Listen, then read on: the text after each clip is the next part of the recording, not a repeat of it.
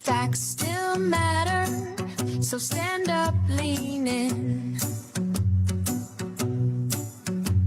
You don't need a cape just to help someone win. Do something simple, do something true. Make a sandwich for a friend, hold the door for someone too. Facts still matter, it starts with you. Check on your neighbor, share what you can do. One small action turns into a wave. Do something today, be the change that you crave. Facts still matter, it starts with you. Facts still matter, it starts with you. Good morning, good morning, good morning, good morning, good morning, everybody. Just an observation. The second sip of a cup of coffee in the morning, I think, is the best one. Just saying. Thank you for being here, friends. We know you have numerous choices to make every single day, and we are always super grateful that you choose to spend some time with us. So thank you very much, friends. I appreciate you. We appreciate you. Welcome in. You know the drill. Tapping is clapping, and liking is loving, and sharing is caring. Don't forget about our gifting goal. If you guys could help us take care of those. Also, on Monday mornings, the gift gallery resets. If you wouldn't mind heading on over there to the gift gallery, if there's anything you can do there, that would be much appreciated. It's important because it helps us remain relevant on the FYP. As we're trying to draw in new followers, new viewers, that's important as we get push the FYP. So if you wouldn't mind helping us out there, we surpassed 21K yesterday in our fundraising goal towards a Do Something tour. If you'd like to participate in that, a bit of an incentive, any $3 donation, either through those donations or through Super Chats on YouTube. You can also get entered into our weekly contest where we give away merch items. So at Facts Still Matter, Cash App, PayPal, Venmo. Any donation is always appreciated. Never expected, but always appreciated. And I have to deal with something this morning real quickly, but I'll run out. But anyway, also in the link that's in the link tree in my bio, you'll find those links. You'll also find the link to the Facts merch store, which is Facts HQ or factsstillmatter.site, SITE. You'll also find a link to the Discord. That's available as well. We ask if you would. Thank you, Swishy Raiders. Hearts in the chat for Swishy Raiders. They rate us every day. Love you guys. Love you, Swish. If you want to join the Discord, all we ask is that you go through the verification steps, and that will get you approved and authorized and then welcomed to the family, so to speak. Appreciate you guys for being here. Thank you, thank you, thank you. It is the 227th day of the federal government breaking the law by not releasing everything connected to the Trump files. Did I say the Trump files? I meant the Trump files. Yeah. And 91 days as we are counting down to Election Day. Big primaries across the country today. In particular, all eyes on Michigan and other races as well. We're going to talk about that a little bit today as we go through lots of headlines. A couple of programming notes have to end just a little bit before 11 today. We'll have our That's a Wrap combination debate night tonight at 9 o'clock Eastern time. And tomorrow, we have a bit of an abbreviated show in the morning as the daughter and I are heading to Boston to go see the Red Sox. So then That's a Wrap tomorrow night. And then no show Thursday morning, but we'll be back at you on Thursday night. So all that and a lot. So there's a lot going on. So again, thank you all for being here. I appreciate you. We have a lot to cover. The specifics around Todd Blanche and his confirmation, it looks more and more likely that he's going to make it through committee. But there's more reporting on that about how, his confirmation is not yet sold because with Mitch McConnell being, persona non grata, and Andy Bashir has come out with an interesting statement. I'm going to get to that in just a second. But do you remember yesterday when I mentioned to you guys, it might have been yesterday or last week, about it is my belief that Trump supporters do not care about his connection to the Epstein files, the Trump files, I should say. I've always thought that, because he's been able to convince them that it's weaponization, it's just a witch hunt, names, whatever it might be. Did somebody just say Mitch is on eternity leave? Oh my God, that's hilarious. Nuclear, thank you. Mitch is on eternity leave. That's the best. Anyway, they don't believe anything that their Lord and Savior would ever do any of these horrible things. So Trump is banking on that. What he cares about, though, is his legacy as this, financial whiz kid, so to speak. Case in point, the good liar's out talking to people on the, out at rallies and whatever else, and just man on the street, so to speak. And here's a Trump supporter and asking the questions about Epstein. And, well, I hate it when I'm right. Do you think Donald Trump was fighting the release of the Epstein files? I don't think he really was, and I frankly don't care about the Epstein files. There you go. I think it's a bunch of news that doesn't really matter. Why is that? Because I think most of it's already been released, and I don't think Trump's any more involved than what anybody knows about right now. But I really don't care. You don't care? I don't care. No. What would your message to the victims, Epstein's victims, be? I think there needs to be follow-up when there's something like that, but this has turned into just a circus. So, only 2 people have been arrested in relation to it, and a lot of people saying they were abused by high-profile people. You can make a big deal out of it. You can make a big deal out of anything, and I just think this has become beyond what it's worth. There's been all kinds of people involved. Biden never released anything for 4 years. Now all of a sudden they care. It just doesn't make sense, on top of many other things. But frankly, with all the other problems we got, the Epstein files is way down the list. There you go. With everything else we got going on, the Epstein files, child rape and trafficking and murder and everything else, that's all way down the list. With everything else we got going on. Yeah, that tracks. Kind of what I've been thinking. They don't care. They just do not care. Well, we're going to get into all that today because there's more and more information connected to losing, or I should say, lack of continued support in the Senate for the confirmation of Todd Blanche. Now, we could say it's related to his lack of urgency releasing the Trump files, or the fact that there's still people that have questions about the weaponization fund, etc. We're also going to unpack a lot more connected to the Max Miller situation. The president has come out publicly, somewhat publicly, saying, your campaign's not doing so well. It's a big day for him tomorrow, Max Miller, that is. You recall, Max Miller is the person alleged to have abused his wife to the point where he threw hot water at her and burned her, held a gun to her head, pushed her downstairs, assaulted her, assaulted their daughter, allegedly, to the point where their 2-year-old daughter's collarbone was broken. Her granddaughter, 2 years old, said it's scary at daddy's house. Stephanie Grisham, who used to work in the Trump White House, used to date this guy, and she said the same thing, that he abused her, allegations of abuse. But again, once, that's irrelevant to this particular community. But there's more and more people that are starting to come out and saying things now. So I have to just deal with something real quick, guys. I just want to play our PSAs. Please don't leave. I'll be right back. I promise I'll be right back. TikTok. It is our intention during these live broadcasts to only provide fact-based information to the absolute best of our ability. We strive to never spread misinformation or to platform those that do.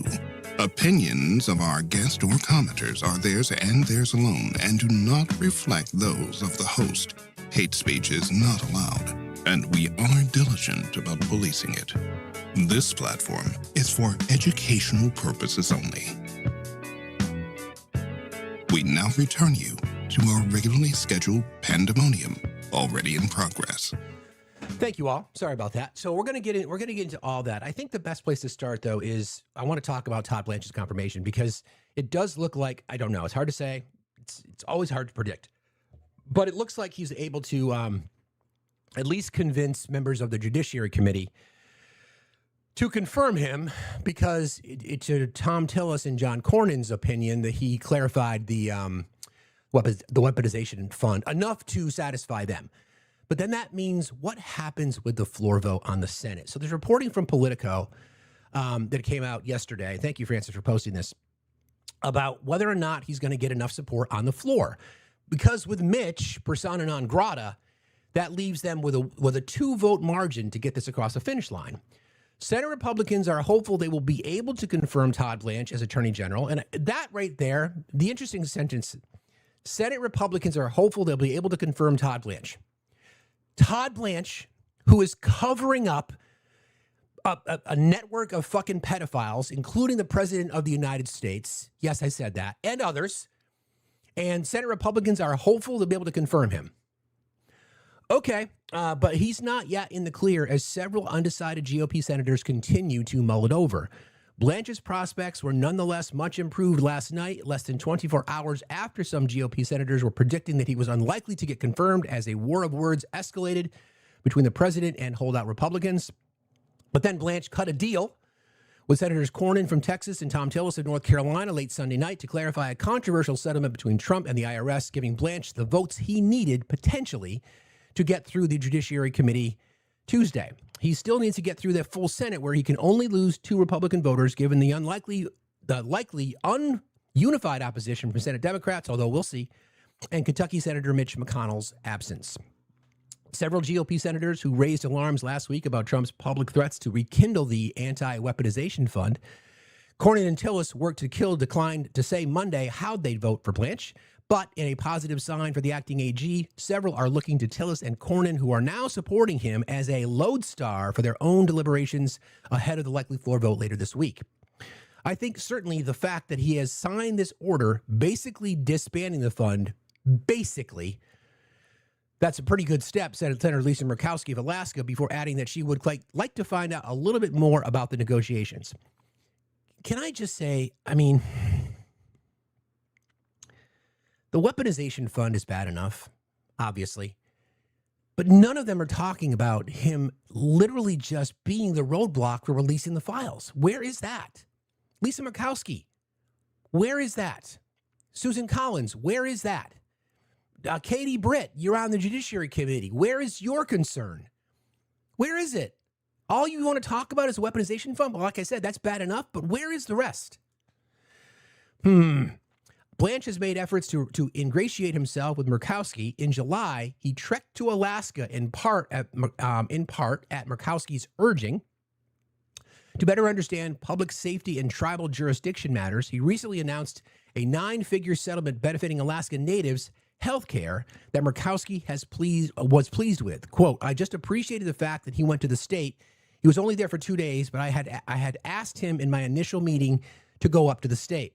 Senator Bill Cassidy, who, like Cornyn, lost his primary earlier this year to a Trump-backed challenger, declined to discuss Blanche on Monday. Senator Susan Collins of Maine added that she also wanted to talk to Tillis and Cornyn and read the agreement they struck with Blanche. Until I do that, I am not going to make a judgment. Susan Collins is in a serious fight for her political future. Now, imagine going back to Maine. Southern Maine, very liberal, from, basically, if you know Maine, Portland south, it's like 60 miles to the New Hampshire border. It's Portland, it's Freeport, it's those areas of the state. And you go a little bit further north than that, up towards Bath, and then you get into Trump country. So it's a really strange state, big state. But imagine trying to convince voters. Oh, yeah, I was totally fine with a written document. And somebody says, well, he's been holding up the Epstein files. How would you like to address that, Susan? She's not going to have an answer to that question.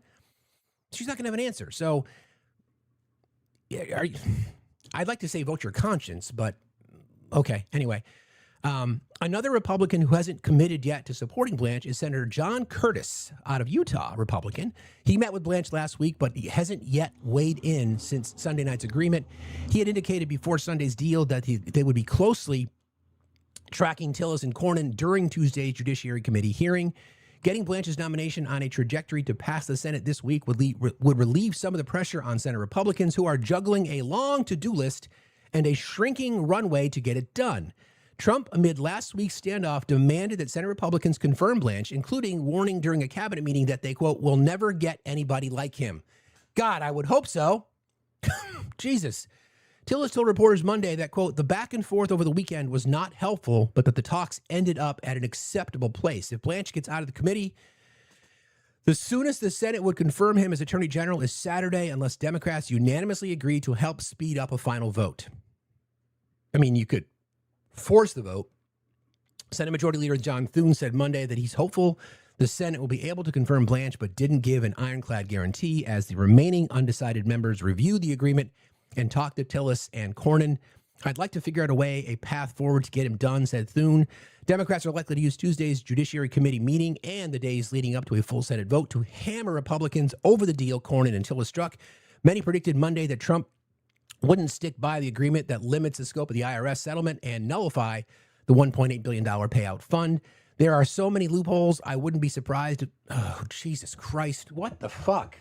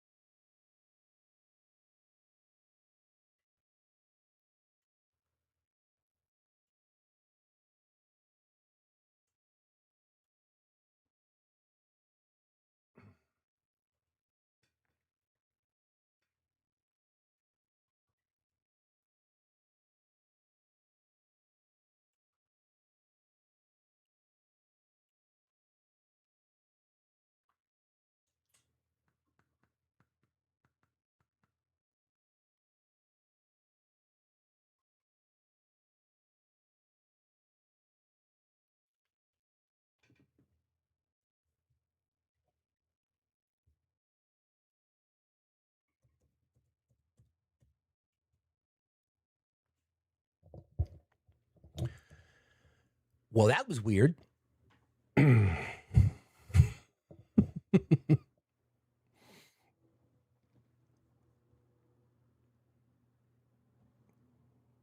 Welcome back, friends.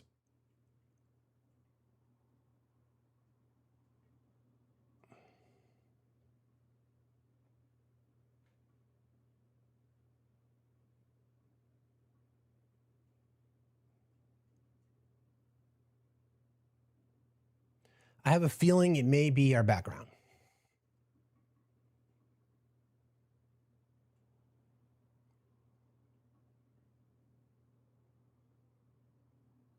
So I'm not going to do this. I have a feeling it may have been our background, but we'll likely win the appeal because the violation was for and I'm going to be monitoring that because I might go back to the main. Just want to check on the status of that appeal real quick, friends. Hang on one second.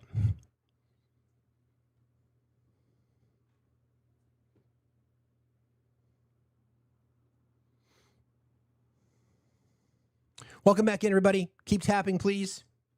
Got to get us back out to the FYP.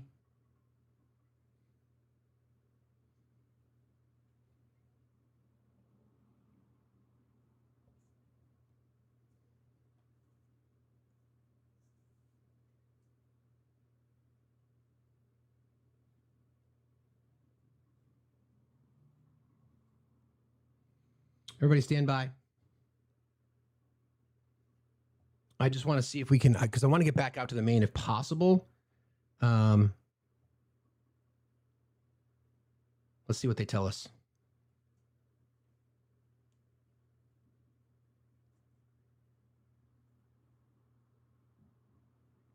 Don't have a notification, don't have an announcement yet, but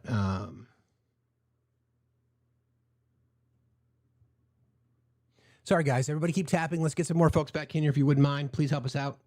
Get back out to the FYP. I do want to just check on, it's just important for us to stay relevant on the main account just because of, we're moving up in the rankings there and it's important for content. It's important for notifications. Generally speaking, the misinformation appeals, I generally win those. But I guess we'll see. Ari, if you're out there, would you mind helping us out? Appreciate you. Okay, one more quick second here. All right, well, either way, release the files. Okay, so as I was saying, in case you're just joining us, thank you for coming back in. Everybody keep tapping, please. Appreciate you all. It's problematic for us only because once you get to a certain tier, you have to do some work to maintain it. That's why I always ask you guys to really help us participate. I just want to check real quick one last. There's been no decision made yet on the appeal, so just bear with me a second, guys. Sorry, I know you're tuning in for the news, and I appreciate you, and we'll get there. Oh, we had 700 people in already. What I'm going to ask for is if we get the main back, I'm going to ask you guys to go back there, but I don't know just yet. I'm just waiting. I'm waiting for the resolution. Generally speaking, they come in pretty quickly. At least they have been, although who knows at this point.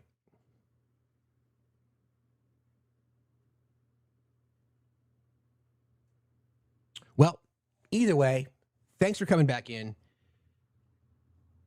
I'll keep my eyes on it. Okay. So more to come on the Todd Blanche confirmation hearing. The question is, it's not 93. It's 91, but I had to reset the background just because I have a feeling that might have been what took us down, sadly. That's fine. It's no big deal. Hang on one second.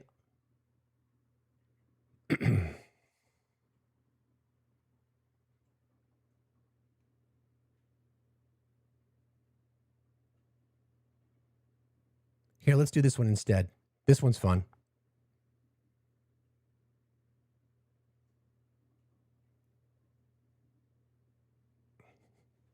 There. 91 days until Election Day and 227 days of the federal government breaking the law. All right, what I want to do now is I'm going to just check one more time. No notification yet. That's fine. All right. Anyway, this one's great. Go back. We fucked up. All right. So we'll learn more, obviously, over the next few days about the status of his hearing. We've got.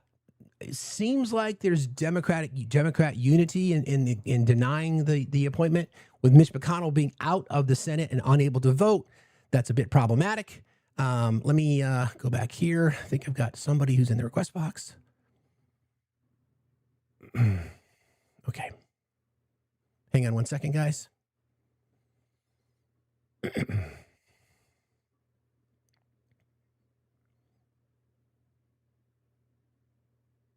Okay. Good morning, everybody. Good morning. Hi, Judy. How are you? Good morning, friend. How you doing? Hi. I was going to come up here and help you just kill some time real quick and introduce myself. I'm Judy from HR. Nice to meet you. Judy, I have a complaint. I'd like to file, please. We're working on it. You're Okay. going to be back in just a few, I promise. Thank you. We're working on it hard. You're awesome. I love you so much, Steve. I just wanted to come help you kill some time. I love you more. Talk to you later. Bye. Judy from HR. Okay. All right, we're good. I'm going to ignore it. All right. Well, hi. Welcome back, you guys. Thank you so much for jumping on over to the backup. Appreciate you. If you don't follow me here, please consider following us here. Just as another programming note, have to end a little bit early today. At around 11, actually, just to do some things. We'll be back tonight for our That's a Wrap with debate night. A couple of changes potentially to that. And then a shorter show tomorrow because the daughter and I are heading down to Boston to see the fucking Sox, dude. And so then That's a Wrap tomorrow night, and then no show Thursday morning. But anyway, thank you for being here. As we were just discussing, there's obviously some churning within the Republican Party to get Todd Blanche confirmed. There's also some, a rift in the Republican Party about the lack of, they don't feel like the president's endorsement carries the weight it used to. Senate Republicans say they see President Trump as a growing political liability as they try to hang on to control of the Senate in 2026 midterms, citing the president's repeated attacks on their ability to govern and his refusal to abandon the $1.8 billion anti-weaponization fund. Oh, and the fact that he's a twice impeached, 4-time indicted, sexually abusing fraudster, convicted felon, name on a list, predator, racist, pedophile, narcissist, bigot, idiot. Yeah, that. GOP senators also warned that Trump's relentless demands that the Senate pass the SAVE Act before the election, even though it has little to no chance of becoming law, risk demoralizing the Republican base. You think? And they fear Trump's refusal to abandon the $1.8 billion compensation fund for MAGA allies is playing into the Democrats' political attacks that the Trump administration is corrupt. Funny, it's taken them this long to realize that? That's wild. Anyway, one Republican senator requested anonymity to discuss colleagues' views of Trump's sinking approval rating and his impact on congressional races, said fellow GOP senators view Trump as a growing political liability. Now, no wonder this person wanted to speak on the conditions of anonymity. I would too. Quote, that's the perception in the room, the lawmakers said of the discussion. Hang on. All kinds of tech issues today. With the Senate's, God damn it. Noting that even Republican colleagues in rock-solid red states such as Roger Marshall in Kansas may have to sweat out close races. Speaking of Roger Marshall, again, from the great state of Kansas. Donald Trump was fighting. From the great state of Kansas, in regards to the situation with Max Miller, because that controversy is still, we're not done talking about that. We're going to talk about it this morning. Roger Marshall was asked a question about the e-files. And what I find interesting is the best he could do was to kind of lean in and say, okay, well, I'll just play the sound. Quick question. So I've been asking all your colleagues the same thing today. What do you make of this double standard that's emerging between Democrats and Republicans, and how the two parties deal with sexual misconduct in your ranks here in Congress? Okay. I'm not sure. Is there a particular case that came up lately? Bernie Moreno's daughter, and Max Miller in the House, Right. Is the latest. But Corey Mills, Chuck Edwards, and Max Miller are all credibly accused of some pretty awful things that they've done to women. but they still remain in Congress. Whereas Eric Swalwell and I guess in the campaign trail, Grant Plattner the Democrats have kicked them to the curb. Okay. Do you think Republicans should do more to police your ranks? I hadn't. Yeah. So number one, I condemn any type of woman abuse. As an OBGYN. Yeah. Well, that's good to know. You condemn any type of abuse against women? Jesus, I would fucking hope so. It's not a flex, my guy. This was an issue near and dear to my heart. I took it very seriously. I saw enough of it that my wife and I helped set up a home for battered women, and the doctor's spouses every 2 or 3 months would take supplies there for it. And it became such an epidemic that Friends, I'm going to pause. We did win the appeal, and I want to go back to the main. So please follow me over there. I'll be right back. Please go back to the main account, and I'll see you over there in like 2 minutes. Thank you.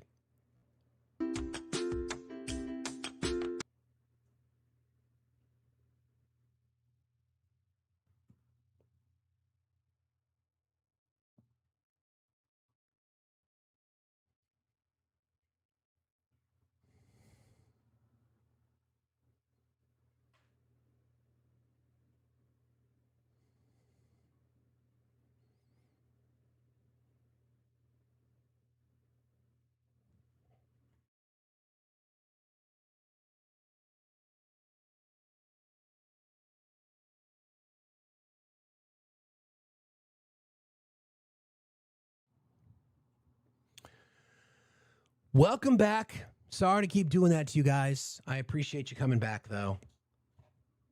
The reason is that when you're climbing up the rankings, it's important to kind of stay on the main account or whatever account that you're prioritizing, just because it helps. So I apologize for having to drag you guys back around. I really appreciate you all. You're incredibly amazing people.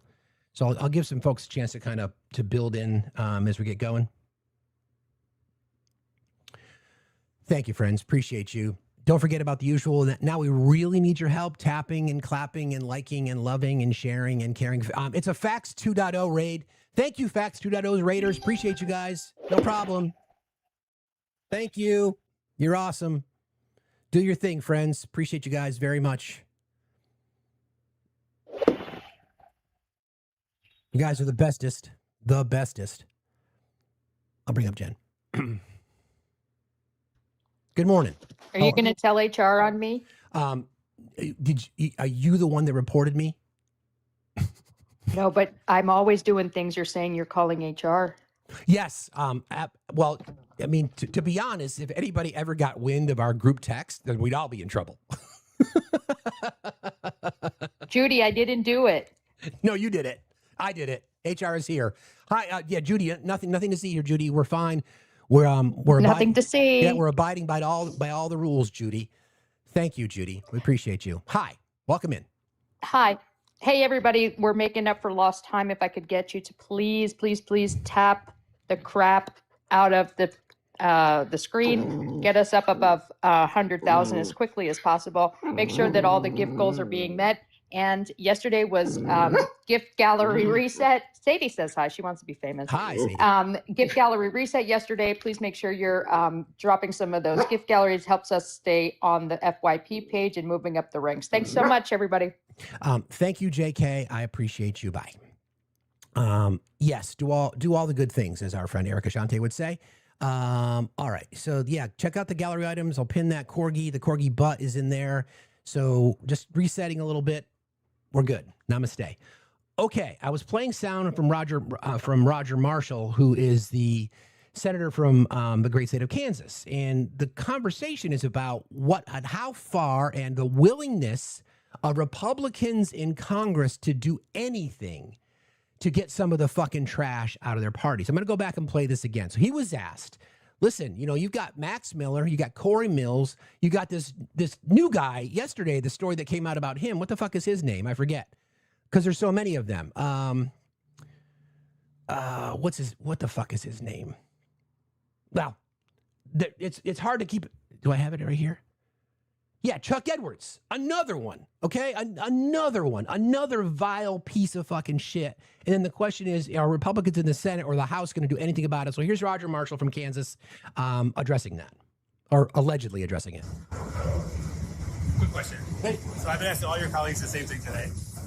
What do you make of this double standard that's emerging between Democrats and Republicans, and how the two parties deal with sexual misconduct in your ranks here in Congress? Okay.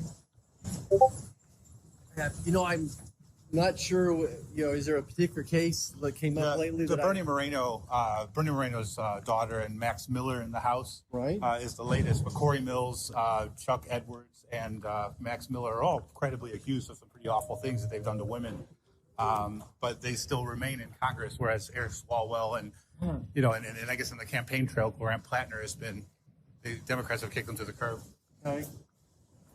Do you think Republicans should do more to police your ranks?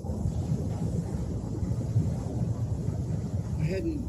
Yeah. So number one, I condemn any type of woman abuse. As an OBGYN, this was an issue near and dear to my heart. I took it very seriously. I saw enough of it that my wife and I helped set up a home for battered women, and the doctor's spouses every 2 or 3 months would take supplies there for it. And it became such an epidemic that epidemic's an exaggeration. It became so common that we even took one of the floors of the we used to call them a halfway house. There's a better name for them right now, a homeless shelter. Yeah. Because it wasn't just the woman that needed to be protected, we needed a place for the kids. And then So this is Roger Marshall, senator from Kansas. He's asked a question: Is there a double standard that exists within the Republican Party?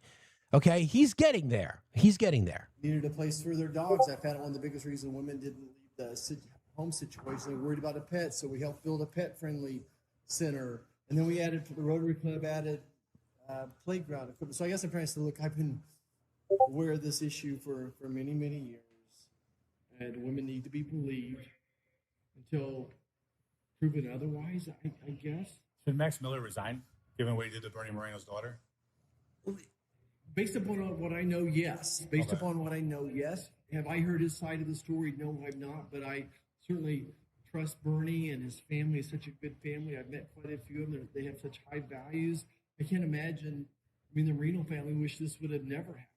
I can't imagine they'd want to go through this process if there wasn't something there. So based upon what I know, yes, he should. Okay. Took him a while to get there, but he said, yes, he should resign. Now, I am someone who pays very close attention to the way in which people answer questions. About, what's the angle you're taking? So what he attempted to do there is speak to his advocacy for women, right? To say, well, my wife and I'm an OBGYN. We set up funds to support women in cases of domestic violence and all these kinds of things. So he's trying to say, let me lay out my credentials when it comes to how I support women. Well, here's the problem, Roger. Roger, when the time comes to vote for Todd Blanche, are you going to vote for him to be confirmed as the AG? That's the big question. Right? That ultimately is the question. So he used 2 minutes to try to make his case to say, oh, I'm an advocate for women. Okay. Listen, if it is true and you did create this fund in support of domestic violence survivors, et cetera, good for you. That's a fantastic thing to be able to use your fucking power and privilege as a United States Senator set up. I get it. It's almost I have the friend scenario. I'm with you, Fairy Dust. I was thinking the exact same thing. That's sort of the point here. So yeah, he should resign. Yeah. Okay. Well, the president has sort of chimed in a little bit because don't forget, he came out with that statement the other day. He thinks that Max Miller's a good guy. Well, there's now reporting from Axios that the president has phoned Rep. Max Miller and expressed doubts about the Ohio Republicans' candidacy amid reports he assaulted his ex-wife and their child, 3 sources familiar with the call had said. On the call, the president allegedly told Miller, quote, things aren't looking good, and repeatedly said his reelection would be tough, the 3 sources have said. Miller, who denies hurting his wife and child, told the president he is staying in the race, one of the sources said. Miller said his own polling showed him in solid shape. Okay, what does that say? Ohio voters in Northern Ohio, that their own internal polling said that he's in good shape. You know how the right likes to accuse the left? You guys, you guys are blue no matter who. Well,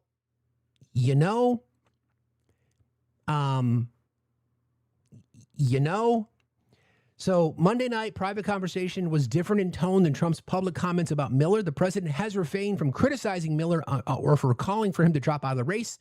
Miller, a former Trump White House aide, was married in 2022 to Emily Moreno, the daughter of Republican Senator Bernie Moreno, at Trump's golf club in Bedminster, New Jersey. Later that year, Miller was elected Ohio's 7th congressional district and was endorsed by Trump. He's in a competitive race for re-election this fall. In 2024, Miller and his ex-wife was split up prior to their divorce. Earlier on Monday, Trump did not back away from Miller, calling the situation a very sad thing. I know, Max. He's a good person. I mean, I always thought he was a very good person, and I'm going to let the family figure that out, said Trump. It's an accusation, and I'm going to let them figure it out. A White House spokesperson and a spokesperson for Miller declined to comment. Miller would need to withdraw before tomorrow in order for a special election to be scheduled to replace him on the ballot. It's the calling card of today's GOP. It literally is. It's the calling card of today's GOP. You have to be, like, if you're going through the application process, somebody's interviewing for the job. Okay, let's see. All right, you have connections to lobbying money. Okay, good. You have questionable financial history. Good. Let me see. 1, 2, 3. Well, you've got 4 credible allegations of sexual assault against you. Wow, you're perfect. Fill out your application here. Oh, okay. So listen. So you're a white man who has numerous history of domestic violence and drug abuse, and et cetera. Wow, we're going to put you as a committee chair. Okay. So, and I said this yesterday, I want you all to take some credit for this, because I've been talking about this story for a couple weeks now. The first time I heard about it, and I said, listen, here's a do something moment. Pick up the phone, 202-224-3121. Call the congressional switchboard and demand that Max Miller resign. Call Bernie Moreno in the Senate and say, Bernie, your daughter is the one who was abused, and where the fuck have you been? He did not come out with a statement until after Max Miller posted that bullshit fucking statement that he did on X on Sunday. So I'm going to give you all some credit for picking up the phone and calling. Even if it was one, even if one phone call got through, and they heard it and said, man, this is a bad look. People that aren't even in Ohio are calling. This is a bad look. We'll see what happens. So tomorrow is an interesting day as to whether or not he's going to step aside. I don't know. I don't know. I don't. Likely, now that the president has chimed in, I think it's 50-50. We'll track that. Speaking of deadlines, as you all know, well, you know because you're the smartest chat on TikTok. Today marks, yesterday technically marks an interesting day because it has to do with a deadline that's connected to the Kentucky Constitution as far as replacing Mitch McConnell goes, right? So Andy Beshear, the governor, has come out actually a bit more aggressively the past week. Well, this from last night, Kentucky Governor Andy Beshear says the estimated August 3rd deadline to replace Mitch McConnell has no legal impact on his options. The 84-year-old Kentucky Republican senator has been out of public eye, recovering at a rehab facility for several weeks. Following his June 14th hospitalization, I think we've all come to the conclusion, just real quickly, I want to do this real quick in case this was what brought us down, in case you guys didn't see this. Where was it?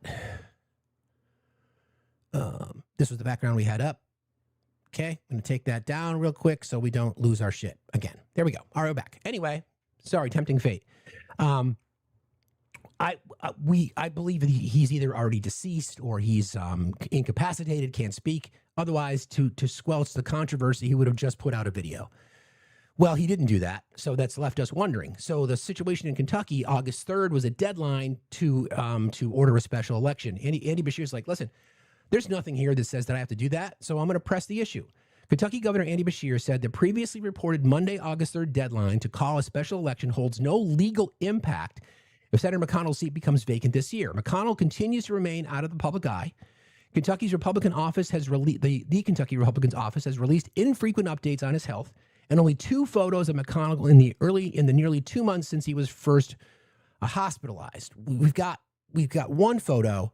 I mean, this is the one that I really think confirms proof of life. He looks so good. I mean, obviously he's up for the job.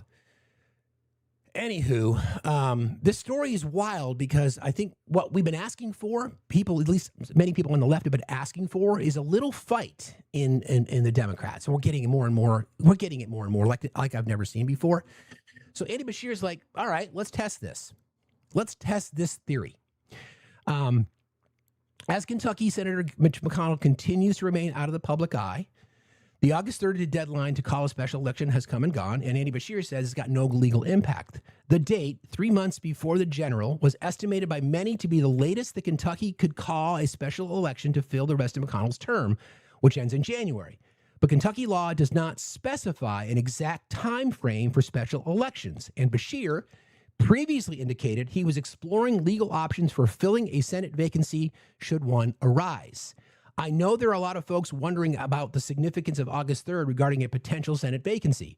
Beshear, a Democrat, wrote on X on Monday. I want everyone to know that this date has no legal impact on my options should there be a vacancy this year. Worth a reminder right now, there's one less vote for the SAVE Act, Trump's war with Iran, or the potential replacement of a Supreme Court justice, Beshear added to the Republicans' absence from Capitol Hill. Beshear previously called on McConnell to appear on video and prove that he is still capable of serving in the Senate after a fall in June that led to his hospitalization and a week-long stay in a rehab facility. The Kentucky Republican's office has released infrequent updates on his health and only 2 photos of McConnell in the nearly 2 months since he was first hospitalized. This is Andy Beshear. I want to play some sound from him, give him a little credit. Again, let's test it. Let's test it. Let's see what you have to say. Given verbally to the people of Kentucky. He's now been away from his job for 7 weeks.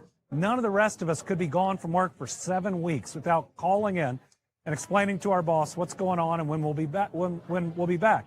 Maybe Mitch thinks he doesn't have a boss, but the people of Kentucky are absolutely his boss. All we're asking is for transparency and honesty. And how about this? A little public service. Yeah. So my hope is that he will move forward with that. Otherwise, if he won't, the Senate itself has a duty to step in here. Now, a vacancy can only be declared by the U.S. Senate itself. I don't have the ability to do that. So John Thune, the majority leader, needs to determine Mitch's capacity, whether he has it or not. And if he doesn't, they need to take action in that Senate. Now, today is not any deadline for any action I could take if there's a vacancy. And certainly all options would be on the table if that's the case. We all hope that Senator McConnell is okay and is recovering. But you know who could actually prove that? Your king! We do? We all hope that? I don't know about that. I don't know if we all hope that. In the speculation, Mitch McConnell himself. My second question, would you challenge the 2024 law for being against the state constitution? Well, we're not there yet, but the Constitution of Kentucky says that for statewide offices, a governor makes an appointment and a vacancy. Ooh. So the question is, does the U.S. Senate fall within that? And that's never been decided. It'll be the wording of the Constitution versus the statute, but right now, there's no vacancy. Now, there's a lot of people online that are yelling, call a special election. Again, you got to have a vacancy. You got to have a Secretary of State who would run the election, and you got to have a Senate that would actually seat them. But to those folks, here's what I'd say. Right now, there's one less vote for the SAVE Act, which would strip away further voting rights. There's one less vote for the war in Iran, which is costing Kentuckians and Americans every single day. There's one less vote for a potential Supreme Court replacement. So it's not all bad that right now there's not somebody voting. Those are fair points, but let's game this out a second. All right, I love to. Let's game this out. Say, for example, we don't have any kind of update. All right, and then Andy Beshear goes out publicly, makes these things. John Thune, Senate Majority Leader, picks up the phone, calls up Governor Beshear, and says, "Okay, what is your plan?" Well, we've got the Constitution is very vague, blah blah blah. Then John Thune says, again, I'm gaming this out, hypothetically speaking. John Thune says, okay, I'm going to declare the seat vacant if you appoint a Republican. Then Andy Bashir says, sure, no problem. They go out public. Andy Bashir says, John Thune has just confirmed to me that he's going to order the seat vacant, which then says Mitch McConnell is no longer capable of fulfilling his duties. And then Andy Bashir appoints a Democrat. And what does Thune do? I mean, seriously, let's play fucking petty. If you want to play, let's play petty. Why the fuck not? Why the fuck not? Just do it. Just fucking do it. What's John Thune going to do in a situation like that, right? What's he going to do? You've already declared the seat vacant, which means you can't refill it. The only way it can be refilled is through the voters of Kentucky, or in this case, the governor, since the governor has appointment powers. I say do it. So if you want to call Andy Bashir's office, I don't have the number, but we'll get it, and we can make that. We'll try to make that happen. But listen, I think he's doing it the right way. He's being specifically vague, if that is such a thing. I like it. So we'll see. We're continuing to track that story. All right. Now, I want to shift gears a little bit to the reflecting pool because there's more on that story. I'm just going to play this little sort of recap report about the situation, and then we'll get into the latest from the president on this topic. Because the reason I want to talk about this, I know there are much more important things. This is just hilarious to me. Burgum is doubling down on his accusations that vandalism caused damage to the reflecting pool. And this comes after President Donald Trump's hand-picked attorney for Washington, D.C., Jeanine Pirro, said that his office misled her and said that they had overwhelming evidence to suggest that this happened. She says just the opposite. I want to remind you also, lying to federal prosecutors could be considered a federal crime. But some of these statements, look at these. She says documents given to her office showed that damage was the result of a botched installation and not vandalism. And she also says that there were signs of peeling just 2 days after that there was an inspection. And so the attorneys for David Hearn, who is the former Olympian who was charged in this case, they are asking the federal government to apologize to their client for these accusations made against him. But it doesn't seem like he's going to get that apology because President Trump posted on Truth Social he 100% disagrees with Jeanine Pirro. And he says, to me, this was a pure case of vandalism. And he includes somehow the stain on the grass near the reflecting pool that you can see there has an 8647 sign there. And he continues to say there was major damage, even though the administration has yet to produce any video evidence to prove that there was slashes with knives, as President Trump claims. Yeah, the president claimed that there were slashes with knives. This is what the president had to say about Jeanine. You've heard that, right? They've gone back and forth. The president went out and posted on True Social about how 8647. Let me see if I can find the post because it's fucking hilarious. Hang on one second. Everybody keep tapping, please. Appreciate you guys. All right. Hang on a second. And by the way, I told you we'd get the appeal, that we'd win the appeal, because what the fuck did we say other than the truth? I think I have it here someplace. You should go to True Social. I don't recommend it for your health. I got you, but it's literally just one big fucking campaign ad, or they're selling vitamins, or he's bragging about like the gold embossed statues. It's a fucking disaster. He said about he referred to the numbers as letters. I'll leave it at that. This is what he had to say about Jeanine. And because he cannot accept the fact that he fucked up. Here you go. About her decision to drop. No, Jeanine Pirro made a mistake. Oh. There was vandalism. Now, we have photographs or tapes, like moving cameras, right? Moving cameras? I'm sorry, what was that, sir? I didn't even catch that. About her decision to drop. No, Jeanine Pirro made a mistake. There was vandalism. Now, we have photographs or tapes, like moving cameras, right? We have them. Good morning. When people are on the side cutting it with a box knife. What? Was it? So now I'm not saying I was 100% thrilled with moving cameras, the contractor, but the contractor was rushing. We wanted to get it open for July 4th, and we got it done. But in addition, there was vandalism. There's a tape that's out there that I posted on Truth, where you have people leaning over the side, the weakest part because of the flexibility. You know, it moves. It's very complicated. It moves. And the softest what moves part has to be flexible. And that's the stuff you can cut. And these guys knew what they were doing. And they cut all the way along the base. Cut, cut, cut. Now, when Janine looked at it, it was the day after the 4th of July with the largest fireworks display in the world. And the stuff was laying all over the pool, the fireworks, because they used the pool as one of the, and it was all over the pool. It was the day after, very shortly thereafter. But that was working beautifully, and it was vandalized. And if you look at the tape, now the tape isn't a great tape in the sense that it's a little hard to say who it exactly was. But it was people cutting this very expensive material, waterproofing material. Anyway, it looked beautiful. And then they cut it, and they vandalized. And we weren't necessarily thrilled with the contractor, but they did a job, and they were fixing any problems. But then it got carried away because the judge was extremely unfriendly to Janine. And frankly, I think she choked. To Janine. And frankly, I think she choked because the judge was really vicious.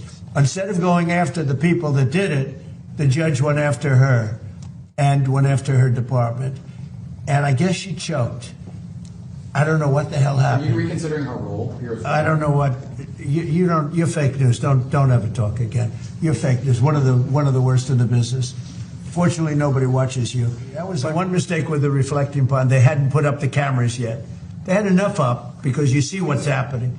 But if they would have had them up, we would have had it would have been a lot easier. And I was disappointed with Janine Pirro. Really disappointed with Janine Pirro. She folded like an umbrella, and people get away with things, and it's a disgrace. But we're very proud of Lafayette Park. Now we have a big decision to make. Do we take the pavers that are red, the red brick pavers, and do we change them into a granite? It's a gray granite. They're beautiful, but they're not the original. So we're going to have to make that decision. You have a good sense of taste. What would you do? Huh? Yes, change it.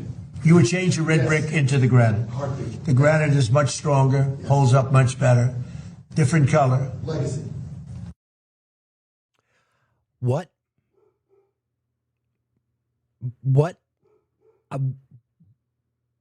Yeah, there's a video.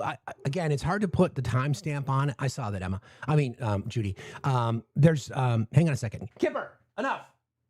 Thank you. Whatever. There's video of her. Looks like leaving the White House with boxes. I mean, first of all, the U.S. attorney would not have an office in the White House, so I don't know why she would be bringing boxes out of the White House. So I don't know what that indicates necessarily. But what the fuck did we just listen to? They had cameras, but they didn't have enough cameras, but we have it all on camera. What? Here is the summary of the things that he has said prior to that bullshit. I'm sorry to put you through this, but if I got to listen to it, so do you. We have I think 290, 300-foot slit right through it, probably a box cutter or a knife of some kind. They cut it up with a box knife and tried to destroy it. And it's in great shape now. They're terrible. They're vandals. They took a cutter, a box cutter or something very sharp. And can you imagine, where did these people come up with this? And they cut, and then they started ripping it up. You know why? Because they're sick people. Oh. So we can laugh once in a while. Yes, it's disturbing that this is the president of the United States, but that right there, like, I've saved that sound. And trust me that if I'm ever into a MAGA Live, I'm going to play that and ask them to interpret that for me. What does it mean, a moving camera? Like a camera that's on like a train trestle or on a sled, and they move it? A moving camera? Okay. And that's the what? Huh? What? This is the president of the United States, at least last time I checked. But anywho, I think he was trying to say movie camera, but it wouldn't even be a movie camera. It'd be like the flock cameras. Good morning, Just Dina. How are you?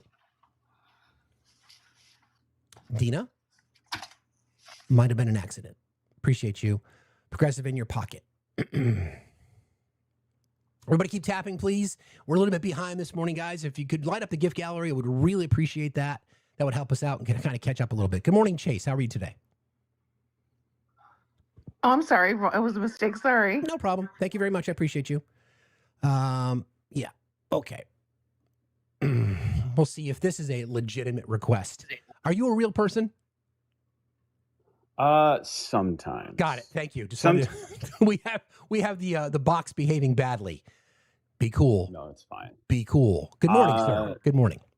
Good morning. How are you doing today? How I'm are well. you doing this morning? I'm well. How are you? I'm doing good. I'm getting ready for work. I have no, the for reflecting pool nonsense and everything. I don't really report on it. So I have no comment other than, of course, it would be this administration. Of course. Simply put. Of course. It would be this of all administrations. Not saying that no other administration has attempted to fix, and I put that in air quotes, the reflecting pool, but of course. It would be this administration to do it the way that they did it. Yeah. With that being said, though, Steve, I actually wanted to come up because it's a very important day. It's a very special day. It's someone's birthday. Is it now? It's Blue's birthday. Blue, brother Blue. 29 again? Yes? Yes, I was going to say I can't give out his age because he's at the age where it would be highly inappropriate. So wait a minute. 60th What does that mean, Manny?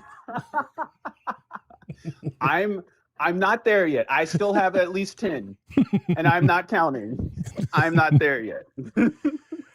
Happy birthday, Blue. If you're here, happy birthday, Blue.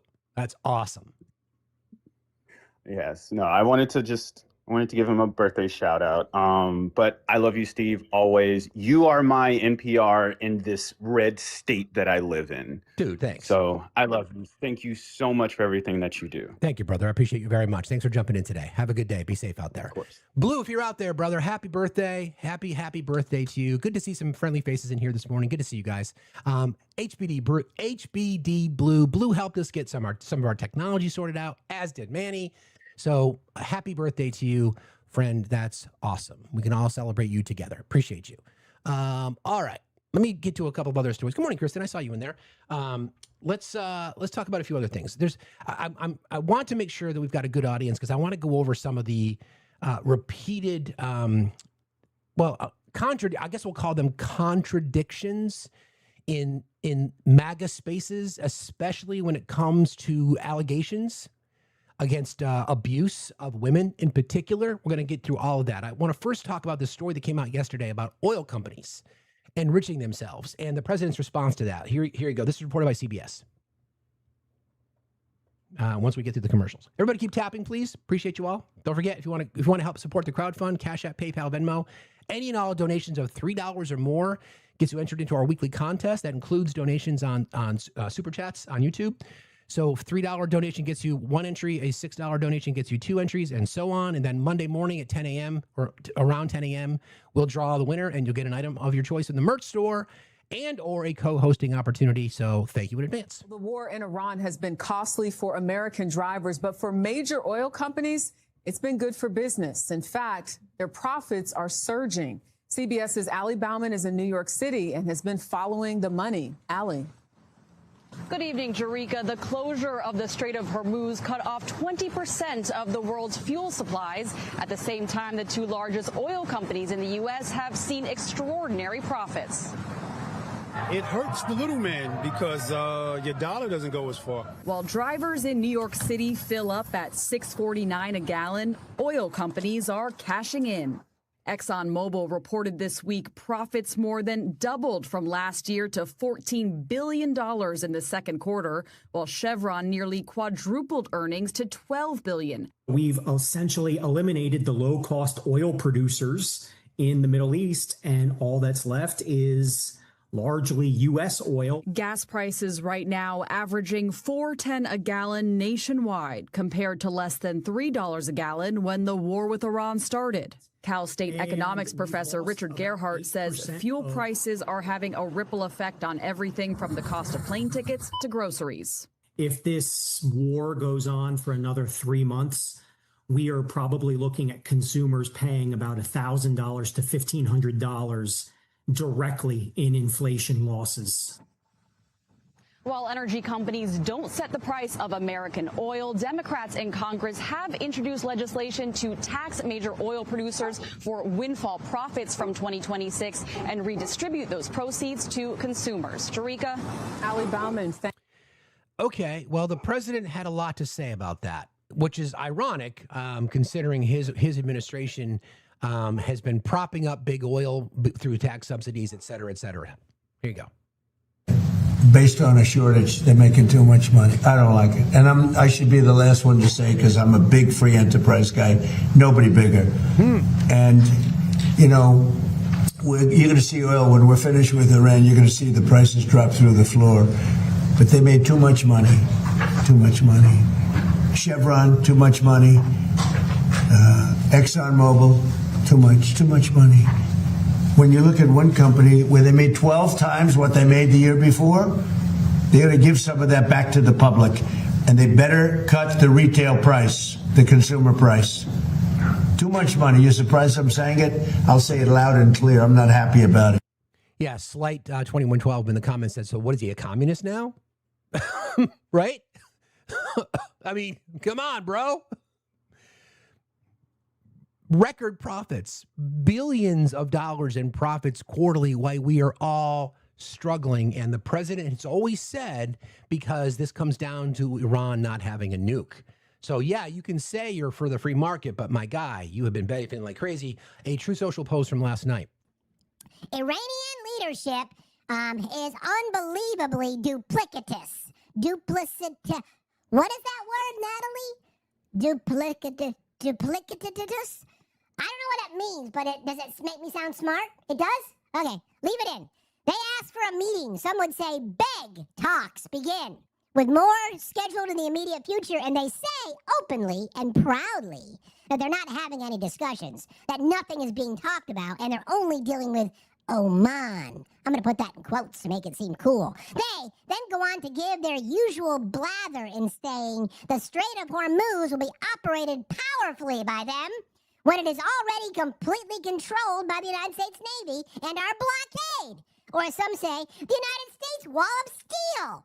Nothing gets through to Iran unless we want it to. And nothing will get through unless a deal or total surrender is accomplished. Whether Iran wants to admit it or not, we are, in fact, talking of a solution to a problem that they have caused for decades. It is very simple. Iran will never have a nuclear weapon.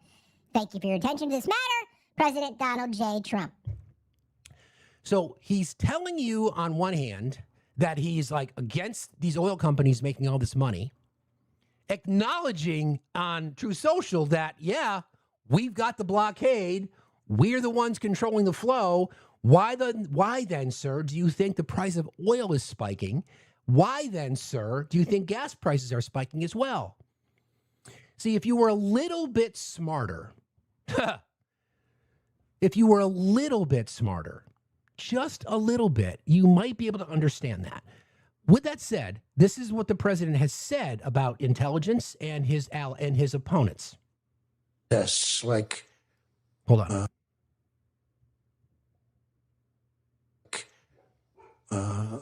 Are they intelligent? Wouldn't it be nice? Do you think Walsh could pass a cognitive test, as an example? Do you think Kamala could? I don't think Gavin could. He's got a good line of crap, but other than that, he couldn't pass. I mean, here's a guy who didn't want to have water coming down from the Pacific Northwest. Why? You know, they have a little tiny fish. Just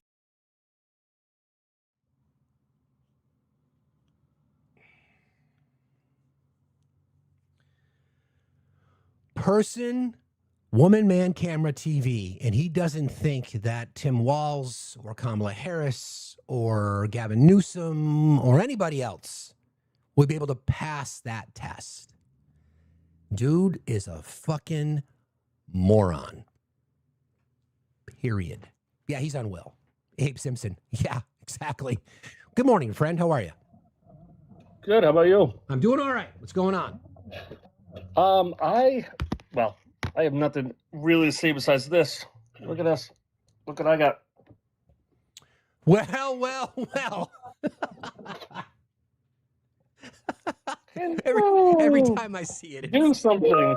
Thank you, bro. Appreciate that. That's very kind. Appreciate you very much. That's awesome. Thank you, brother. I'm gonna wear it to Toronto. I'm driving up to Toronto tomorrow to go see a concert, so I'm gonna wear it there. Well, I think Jen actually wanted to, while you're here, since she made that shirt, I think she wanted to say something about that. JK. What's up, buddy? Hi. Show that shirt one more time. Yes. Show that shirt one more time. This is the limited edition Facts Still Matters Hypnotizing Eyes t-shirt that you can get only if you donate 6,000 coins or more. Yes, you will get it. We are very transparent here. It comes in multiple colors. It is not for sale on the internet. It is only possible with a gift right here of a gift of 6,000 coins or more. Thank you so much. Get out of here. Bye. Thank you. I appreciate that, brother. I really appreciate that. Would you mind if you're out in public and you're wearing it, would you mind if we use it for some PR purposes? Of course. I appreciate you. Thanks for jumping in, man. I appreciate you very much. Have a good day. Be safe out there. That's so funny. It still freaks me out every time I see it. Anyway, thank you guys. I appreciate you. So there's another post regarding, since we're on this topic about the president and oil companies and everybody else. Here's what he said about Chevron. Mike Wirth, chairman and CEO of Chevron, just gave, in an interview with the fabulous Maria Bartiromo, all the reason that his company is doing so well. The only thing he conveniently forgot to mention is that without the genius, foresight, strength, and stability of the Trump administration, the oil industry and our country itself would be dead. As an example, they threw Mike and Chevron out of Venezuela, but now they're back, far bigger and stronger than ever before, expecting to make a fortune. That goes for other oil companies as well, and get your consumer retail oil prices down now. Thank you for your attention to this matter, President DJT. So they're making too much money, but good for them for making so much money, but now bring your prices down. Does he know how any of this shit fucking works?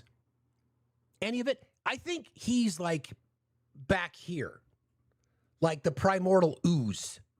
Does he know how any of it works? Like any of it at all? I mean, on one hand, you're criticizing them because they're making too much. Thank you, Pablo. That's very kind. I appreciate you so very, very much. That's really cool. Thank you. Thank you very much. That's awesome. I love those. Thank you. Somebody's looking for a shirt, Jen. I hope you got that. On one hand, he is saying, stop price gouging people, but good for you for making all this money. Now they're back, far bigger and stronger than ever before, making a fortune. Okay. Whoa. What is that? I've never seen that before. That's really cool. Thank you so very much. That was awesome. Wow. Thank you, guys. That's really cool. So once again, I want to bring people back to the inauguration. I want to bring people back to statements made by Kevin Hassett. Every single time they talk about these things, they're always talking about Wall Street. They're talking about the credit card companies. They're talking about big oil, about how they're all breaking records. They're getting money hand over fist. Shit, look at that. Thank you. You guys are incredibly kind. Thank you so very, very much. I appreciate you all so very, very much. We'll track this. We'll track that down. We'll make sure that everybody who does that helps us out and gets their shirt based on Jen's instructions. You guys are really kind. I appreciate you all. Anyway, it's a corruption scheme like we've never seen before, and no one seems to care. We do. We'll call it out. All right. I'm trying to jam a lot of things in today because we've got to end a little bit early. But the Michigan election is today. There's other elections today. I want to run down the list. We covered these yesterday. You've got the Senate primary between Abdul El-Sayed and Haley Stevens. We're going to talk about that one more in just a minute in Michigan. You've got congressional and Senate primaries in Virginia today. They're expecting low turnout. Virginia, they're talking to you. They're saying, yeah, low turnout. Really? Really? If that's the case, I'm going to be disappointed. Now, growing up in my house, it was not don't tell dad, it was don't tell mom. My mother rarely got mad, but she would just look at me with these big brown eyes and she would say, Stephen, I'm incredibly disappointed in you. And the blood would drain from my, wow, that's so cool. Thank you. Thank you so much. That's so cool. Thank you. Like the blood would drain from my body. So disappointment is often worse than anger. So Virginia, if it's true and there's very low turnout, then I'm going to channel my mother, Carmela, and say, I am very disappointed in you. Tisk, tisk. Don't let the truth be true, or don't let the experts be correct. Make sure there's a high turnout. Anyway, Kansas. We've already played some sound from Roger Marshall about how he eventually came around to say, yeah, I think Max Miller should resign. There's a statewide congressional and Senate primaries in Kansas today. Missouri, congressional and statewide primaries also on the ballot. Georgia votes in the 13th congressional district, which chose a runoff for David Scott. Connecticut, early voting starts today. South Carolina, the special Republican primary to choose a nominee for the Senate, vacancy left by Lindsey Graham. And I've got some sound from Darlene, the appointed replacement. Washington State, I think I covered everything else. So it's a big day today. It is a very, very, very big day today. So speaking of Darlene Graham, I want to play the sound for you because I appreciate the fact that, you know, she's been put in a position. It's unfortunate that her brother will rest in piss, but this is a really fucking out of touch statement to say, Darlene, but it doesn't surprise me. Listen to this. Understands the struggles of South Carolinians. It's me. We have over 5 million people in South Carolina. 50% of them live paycheck to paycheck. 60% of them don't have a rainy day fund, which means they can't make it 3 months. They don't have enough money to pay the bills for 3 months. Unfortunately, I'm in that 60 percentile. I've been in that 50 percentile for a long time. Really? You've been in that 60 percentile of people living paycheck to paycheck? Really? Really? Really? Do any of them pay attention to anything?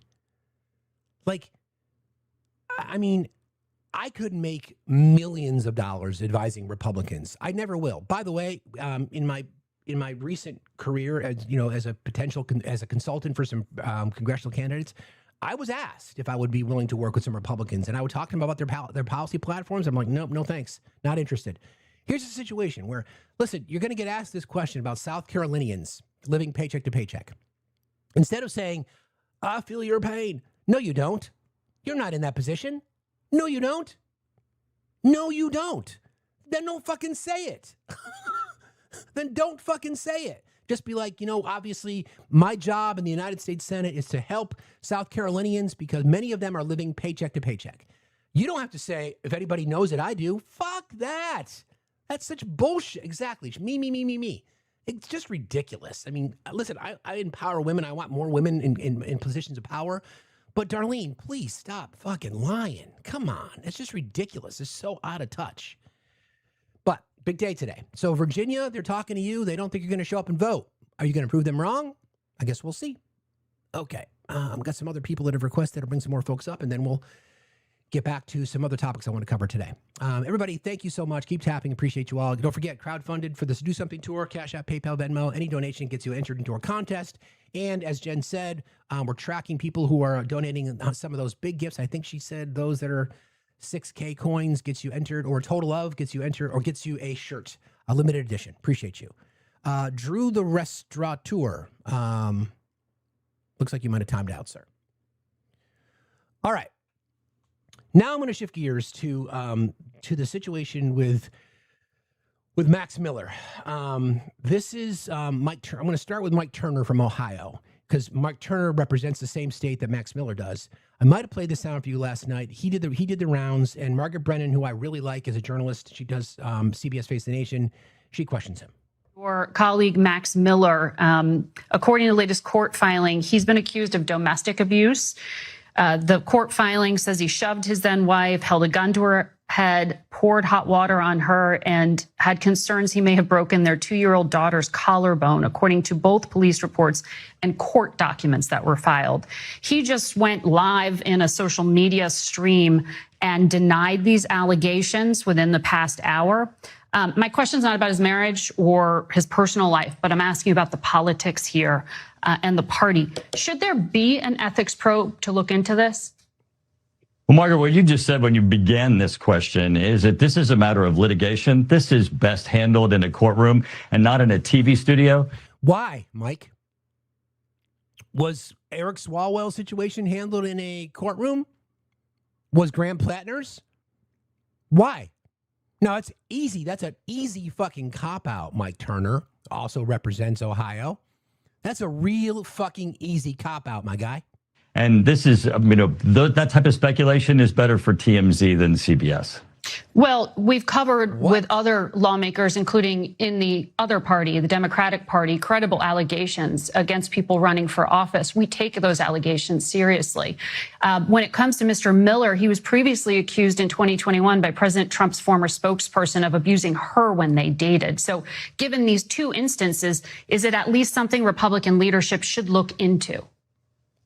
Well, again, this is an issue that is currently part of a divorce and part of litigation that's in a courtroom.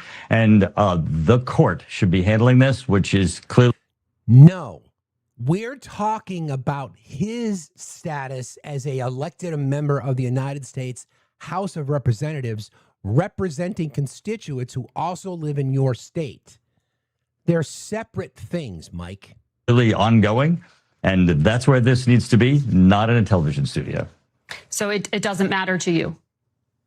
It's not that it doesn't matter to me. This is where the court needs to handle this. The court has filings, which is what you just said.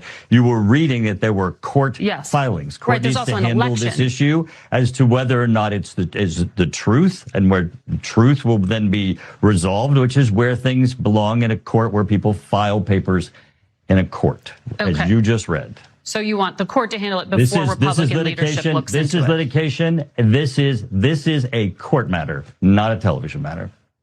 Right, and not one for Republican leadership is what I hear you saying. I said to you that this is not one for you and I to handle in a television studio. Wow. This is one that's in court. Okay. We handle these allegations seriously regardless of the political party. And these are not media allegations. As you said, they're court documents. Congressman Miller claimed it was a media construct. In court, which is where it belongs. I got it. You don't want to comment. I understand.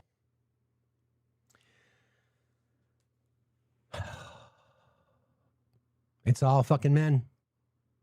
It's every single one of us. It's all fucking men. I listened to that jumping through the fucking hoops to try to avoid any kind of accountability. Like, I'm going to wash, thank you, Michelle. I'm going to wash my hands of this and say, well, the court's got to handle it. The court's got to handle it. The court's got to handle it. President last night said, Max, you're in trouble. Your campaign's in trouble. Your campaign's in trouble. Okay. Well, we've got more people. I'm going to go through a series of things just to remind everyone that it is all men. This is Mike Rogers. Mike Rogers is the Republican candidate in the Michigan election for the states, for the U.S. Senate. This is Mike Rogers. Trigger warnings from what I'm about to play for you, okay? Mike Rogers was asked about the E. Jean Carroll case. And I want you to listen to his response. Again, this is a person who is running for the United States Senate, and this will be just like every fucking MAGA debate that we go into. Listen to this. I can't vote for a rapist or anyone who is okay with a rapist. That's my problem. Well, I certainly am not okay with a rapist. He says, I'm certainly not okay with a rapist. He's never been convicted. He's never been convicted. He's been adjudicated as a rapist in a court of law. No, that's not true. That's absolutely not. No, he tries to deny it. No, that didn't happen. It was a civil case. It was a civil case, but thank you, though. But thank you, though. Thanks for coming. I appreciate it. If you care about all those other things.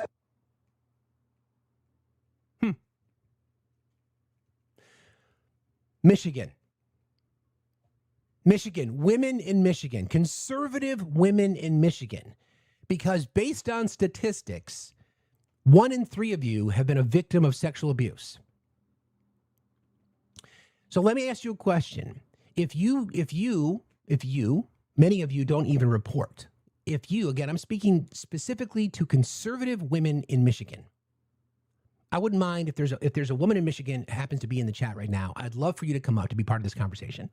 You don't have to be conservative, but I'm speaking directly to you. This is Mike Rogers saying, well, doesn't matter because it was civil.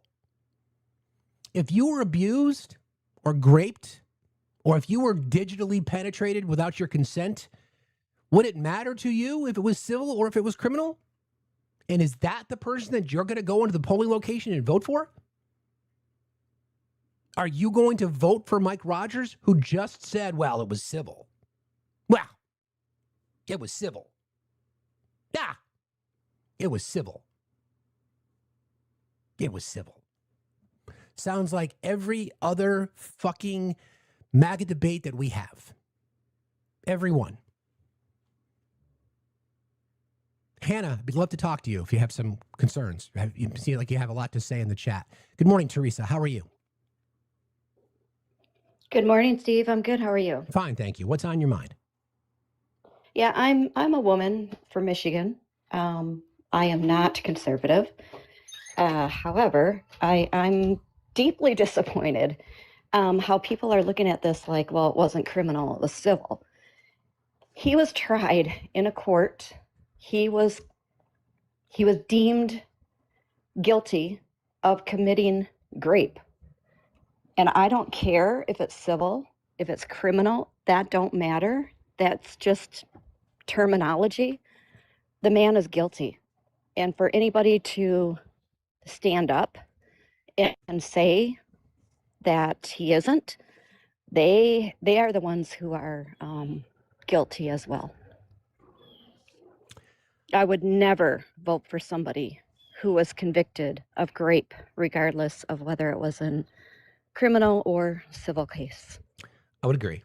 Yeah, the jury found him civilly liable, thus responsible under the law for sexual abuse and defamation. Judge confirmed that modern parlance language would absolutely mean that he, based on what he did, he would be a rapist. I agree. Yeah, and you know, the thing about that, Steve, is everybody knows it. Like, they know it. Mm-hmm. They know he's guilty. Mm-hmm. It's just a way for them to make an excuse. Correct. That's exactly it. Didn't mean to traumatize anybody if I did this morning. That was never the intention. But as you know, we're not afraid to talk about these things. Teresa, Eddie, do you want to make a plea to Michigan voters, because today's primary day? Oh, yeah. You know, my biggest plea, Steve, is for them to get out and vote. Just get out there and vote. You know, it's our right. Women's rights are being challenged all the time. If you're a woman in Michigan, get out there and vote. Speak your truth. And even if you're not a woman, we need all the voters to get out there and you know the right thing to do. I appreciate you. Thanks for jumping in today. Thanks very much. Have a good day. Be safe. Thank out you, there. Steve. You got it. Take care. You too. So Hannah, I see you in the chat. You said that you don't usually debate liberals because they don't deal in facts. First of all, I'm not a liberal. I am liberal, but I'm not a liberal. I'm a progressive leftist. So maybe that would change your opinion. I did send you an invite. I find it interesting that with 7,000 followers, you don't want to have that conversation. Maybe defend your position. If I were to make such strong statements like that in the chat, I would certainly attempt to defend my position. So there you go. But no, didn't think so. it's a pretty clear line. Now, as we've discussed many, many times, I played the sound to start the show with today, right? That his voters just don't care. They just don't. They don't care. They don't care about the grape. They don't care about the pedophilia. They don't care about the adultery. They don't care about the abuse. They don't care about the misogyny. They don't care about any of it. They don't care about any of it. They don't. They just don't care because, I think there's two principal reasons as to why. Because he's convinced them that it's weaponization against him. All right? Weaponization against him. Therefore, it's the media, it's journalism, it's the courts. They're all stacked against him. And if they were to ever care about it, then they would have to acknowledge that they had voted for a rapist. So that's where we sit. So that's Mike Rogers. The counter to that is what's happening in Michigan, right? Where you've got Abdul Sayed, who is a extremely strong candidate, who is leading in the polls over Haley Stevens. The expectation is that he's going to win big today. I never assume anything, but that's the expectation. And then he'll be going up against Mike Rogers. So conservatives and independents and even MAGA voters, are you going to go into the polling location and vote for a man who just said, yeah, well, it was just civil? It was just civil. And you're not going to bring yourself to vote for Abdul Sayed, who just wants to make sure everybody in Michigan and the country has health care? You're going to leave the polling location and feel good about that? Yeah, I voted for the rape apologist. I've done my part. And then walk into a room with 6 women and likely 2 of them were raped, and you're going to tell them, or abused. You're going to tell them that, I voted for the guy who, if you were raped, I would just say, well, it wasn't criminal. It's just civil.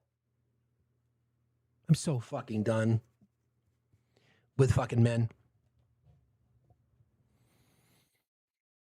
Personal mission to try to do everything I can. And I want to say, I said this last night. If you are a leftist creator and you are on this space, I would just ask you to really consider the people that you either share a panel with or choose to platform. What good are you doing? Is it so incredibly important to you to get engagement for debate talk? Seriously. I just would ask you to reconsider. I really, really, really would ask you to reconsider. What are you trying to do? Don't tell me that you are an accomplice if you are going to make a conscious choice to either sit on a panel with rape apologists or intentionally platform them. Now, obviously, if you've never spoken to somebody before, you wouldn't know until they say they're bullshit. But when they do say they're bullshit, you have but 2 options. 1, drop them immediately, or 2, accept the fact that you're platforming a rape apologist. Plain and fucking simple. How do you want to be remembered? And again, be careful how I say this. No, I'm not going to be careful how I say this. I am judging you. I am judging you as a man on the left who claims to be in support and advocate for women's rights. I am judging you.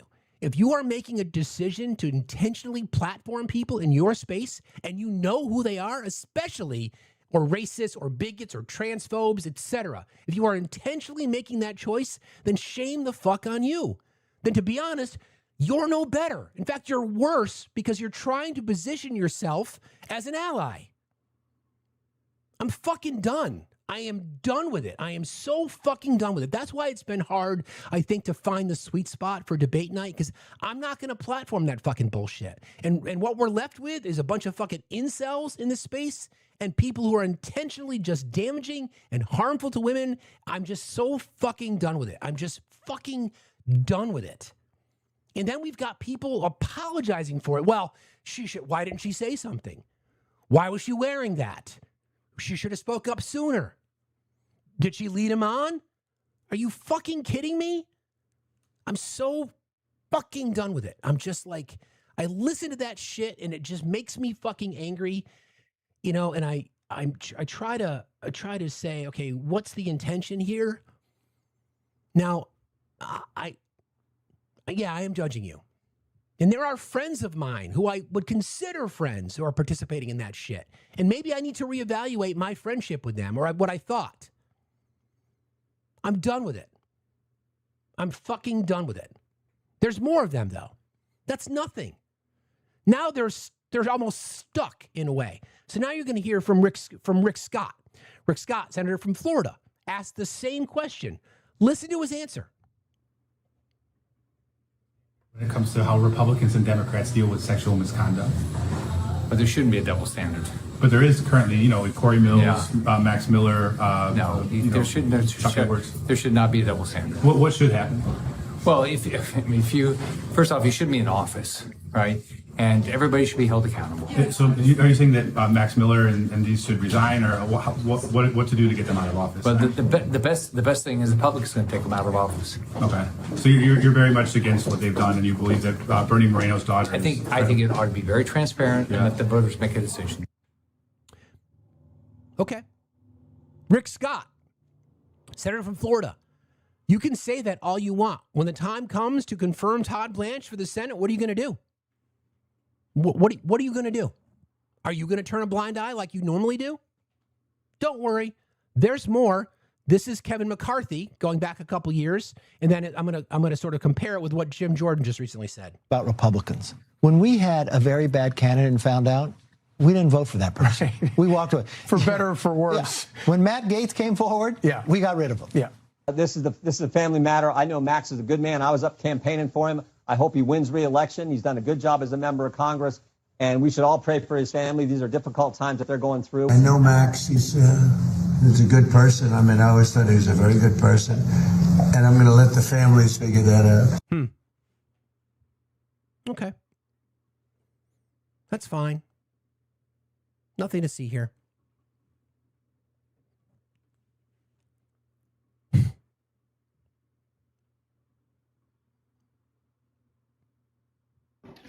Good morning, Kenix. How are you today?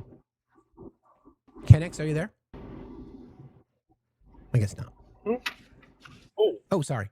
Didn't mean to kick you off there, potentially. You're right. It's rules for thee. Hi, Jesse. How are you? Jesse, are you there? I guess not. Yeah, I mean, you just said it. Somebody just in the chat just said it. We have to do better, guys. We got to do better. We can't. This shit just can't fucking continue. This space, I look at this as a massive privilege that I have a large audience, a loyal audience that joins us every single day. I look at that as a privilege. It's a privilege that I have, first of all, as a white man. Like there are creators, there are women out here that are doing the fucking work that don't get a quarter of the audience that we get. And that's just horrible. That's horrible. And then we've got the other side where people have decided to use their platform to platform the worst of the fucking worst. Why? Why are you doing that? Why? I've never understood. Well, I'm not going to say I never understood it, but is that how you want? Is that your legacy? I get it, Kitty. Sure, I understand. But can we just do fucking better? Can you just make a choice? Like I said, you don't know if somebody's take unless somebody tells you until they say it. But why keep them on the fucking panel? Why? Why allow that shit? Why try to engage them? I want to have policy conversations. I want to have policy conversations. I am fine to debate women's health care with people, but I'm not going to turn it into the bullshit. I will talk about it from a policy perspective. Like I've said before, if you have the opportunity to bring representation up, then please do it. But gentlemen, I don't want you to be afraid to talk about women's rights. I don't want you to be afraid because we have to. The reason that we're in this position is because people who look like me and many of you, the reason that women don't have rights to their body is because of us. So of course we have to fucking talk about it. Of course we do. We've got white men in Congress that are raping fucking women, and there's a question about whether or not we should just let the courts take care of it. Are you fucking kidding me? Like, what?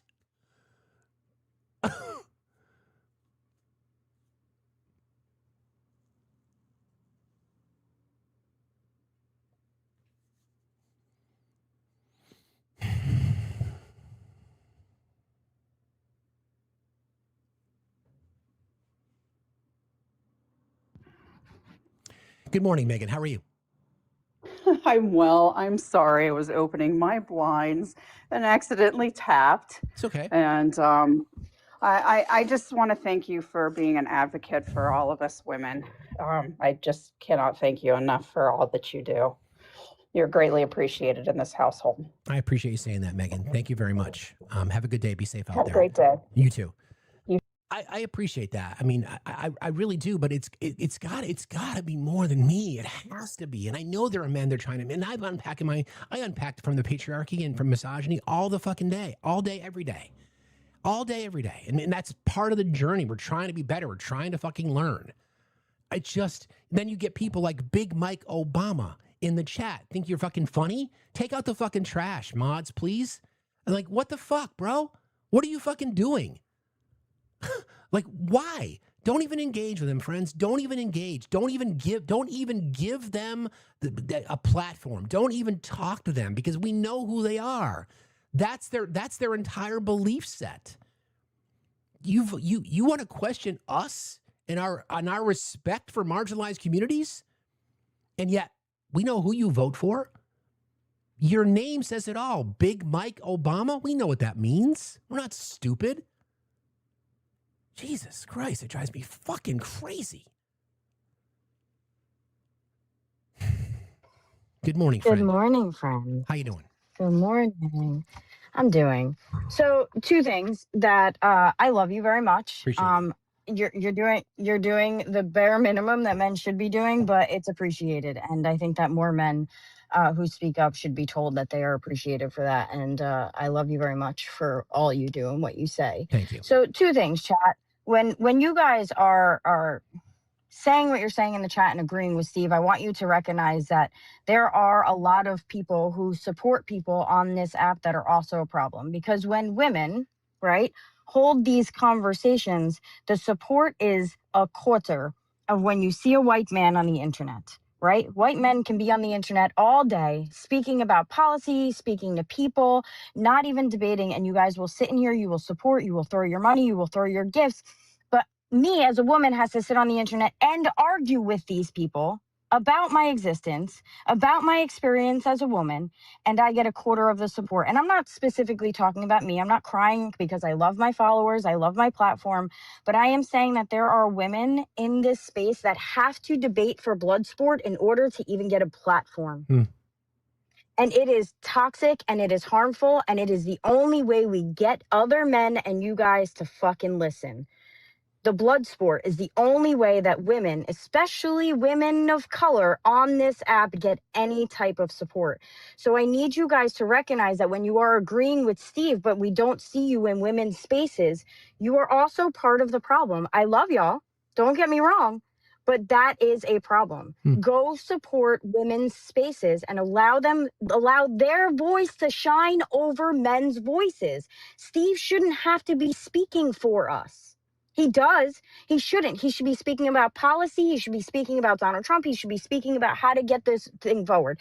The fact that he has to speak for women because women don't have their own voices yet in 2026 is the fucking problem. It's the problem. The whole fucking problem. So I just wanted to say that because maybe it will incentivize you guys to go support more women on this app, because I go into some spaces and I'm like, yo, this woman is a fucking rock star. And there's 60 people in her room. There's 50 people in her room. There's 100 people in her room. And so I just thought it was important to add that context to this also. And also, men, stop claiming that you're safe.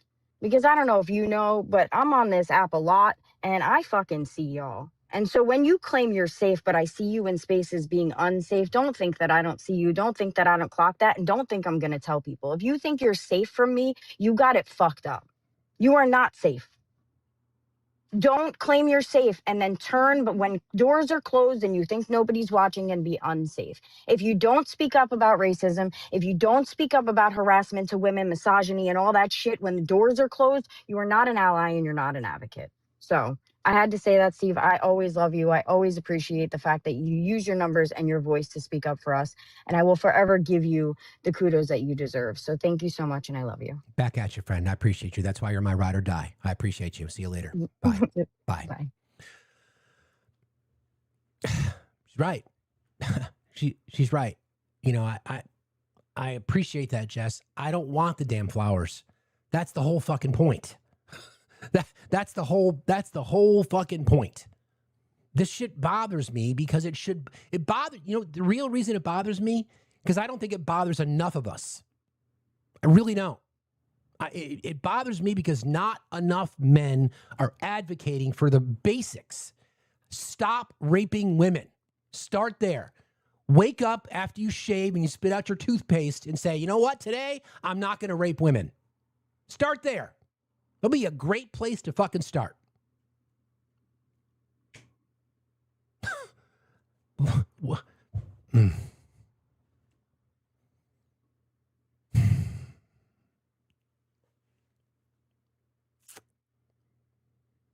I don't know why it takes so much of this.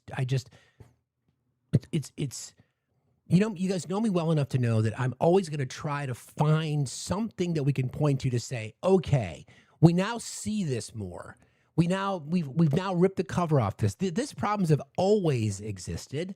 It's always been a system built on patriarchy, white supremacy, capitalism, racism, etc. Are we just seeing it more now because the president checks every one of those fucking boxes and his followers are finally free to say whatever the fuck they want? How many conversations have you guys been part of or witnessed and said, well, you know, she should just keep her legs closed, or she shouldn't have gone there at that time of the night, or why was she wearing that to a nightclub? What did she think was going to happen? Or Jesse Waters going on Fox News and saying, yeah, we're going to give men shots in the ass of testosterone. You ladies in ports of call, you guys better be aware. You women down in submarines, you better be aware. Once again, blaming women because men can't fucking control themselves. Is that why? Is that why? Yeah. Hey, Crow. How are you, bro? All right. I figured I would come up and tell you the weirdest comparison that I have found and start working for when dudes don't understand it's all men till it's no men is firearm safety, right? I've tried this a handful of times. I'll look at dudes and be like, I don't understand it. You can't blame all men. I'm like, all right, stay with me. Do you like guns? And they're like, of course. I'm like, great. What's the first rule of firearm safety when you handle a weapon you've never touched before? Assume every weapon is loaded. Yeah, there you go. Apply that to men. There you go. It's literally firearm safety for men. Good point. Good point. Thank you, brother, for that perspective. I appreciate you very much. No problem. Yeah, it's a great analogy. We use the red M&M analogy, right? We use there's 100 M&Ms red M&Ms in a bowl, and 10 of them are pieces of cat shit painted exactly to look like a red M&M. That's what it's like for women. Would you reach your hand in and take your chances of picking up that M&M that might be a piece of fucking cat shit? I don't think so. I don't fucking think so.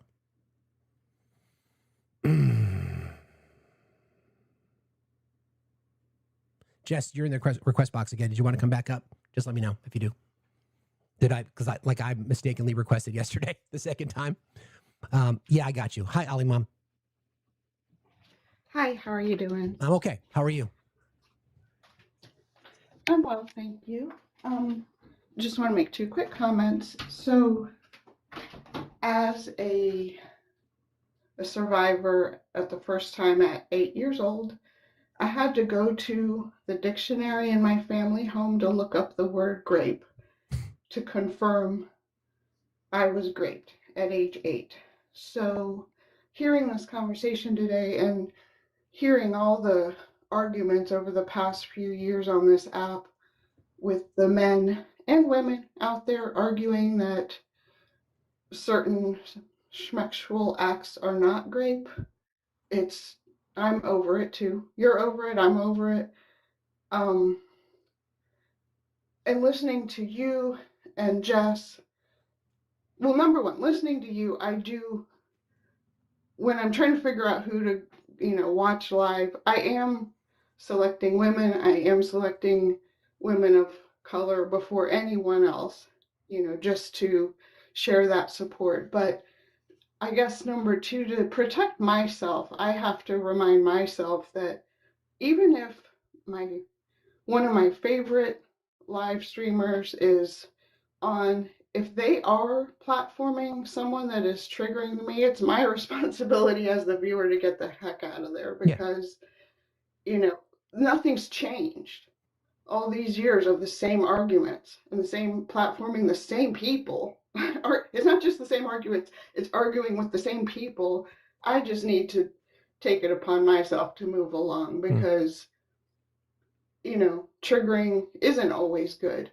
In some of your lives, it's been very healing for me. Yeah, I'm glad I was triggered last year when the survivors were out doing their press conference. I'm glad I was triggered, because that really began a truly healing process for me. But so I do thank you for where you draw the line, but I also understand Jess's perspective. And just want to know, I'm out there supporting Jess too. I'm in there watching when I can. I see you, love. All right. But yeah, it's the definition is the definition. I was a great victim at age 8, and it is on me now to control what I listen to, because the assholes are still out there arguing the same stale arguments. But thank you both. Anytime and always. I appreciate you. Thank you, Ollie. Talk to you later. Bye. Yes, my friend. What you got? So I just wanted to make a quick clarification, and I also want to say one thing. I just want to say this for all of the rape victims out there and the people who understand what I'm about to say, and I need men to hear me, and I need them to hear me fucking loud. Rape does not start with rape.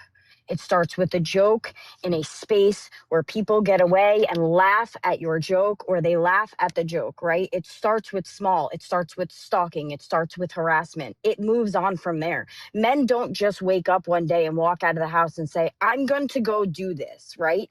They know in spaces that men or other women have laughed at their jokes, or they've stalked women and still get support, or they harass women and they still get support on the premise of, oh, well, she's this or she's that or she deserved it. That is how it starts, right? Because the more men get away with and the less accountable they're held, the further they push the needle. I promise you, I have watched it happen over and over and over and over again. They push the needle so far to a point where they know that they can do it and get away with it. So when you see men stalking and harassing and berating and doing these things to women, those are the men who turn into rapists. Those are the men, because they get away with it. So I just want to clarify that for people, because you can't just wake up one day, brush your teeth and say, I don't want to rape women. You have to wake up every day and say, I'm not going to make a joke about women. I'm not going to stalk women. I'm not going to use women as the butt of a joke, right? Because other men are going to see that and think it's funny.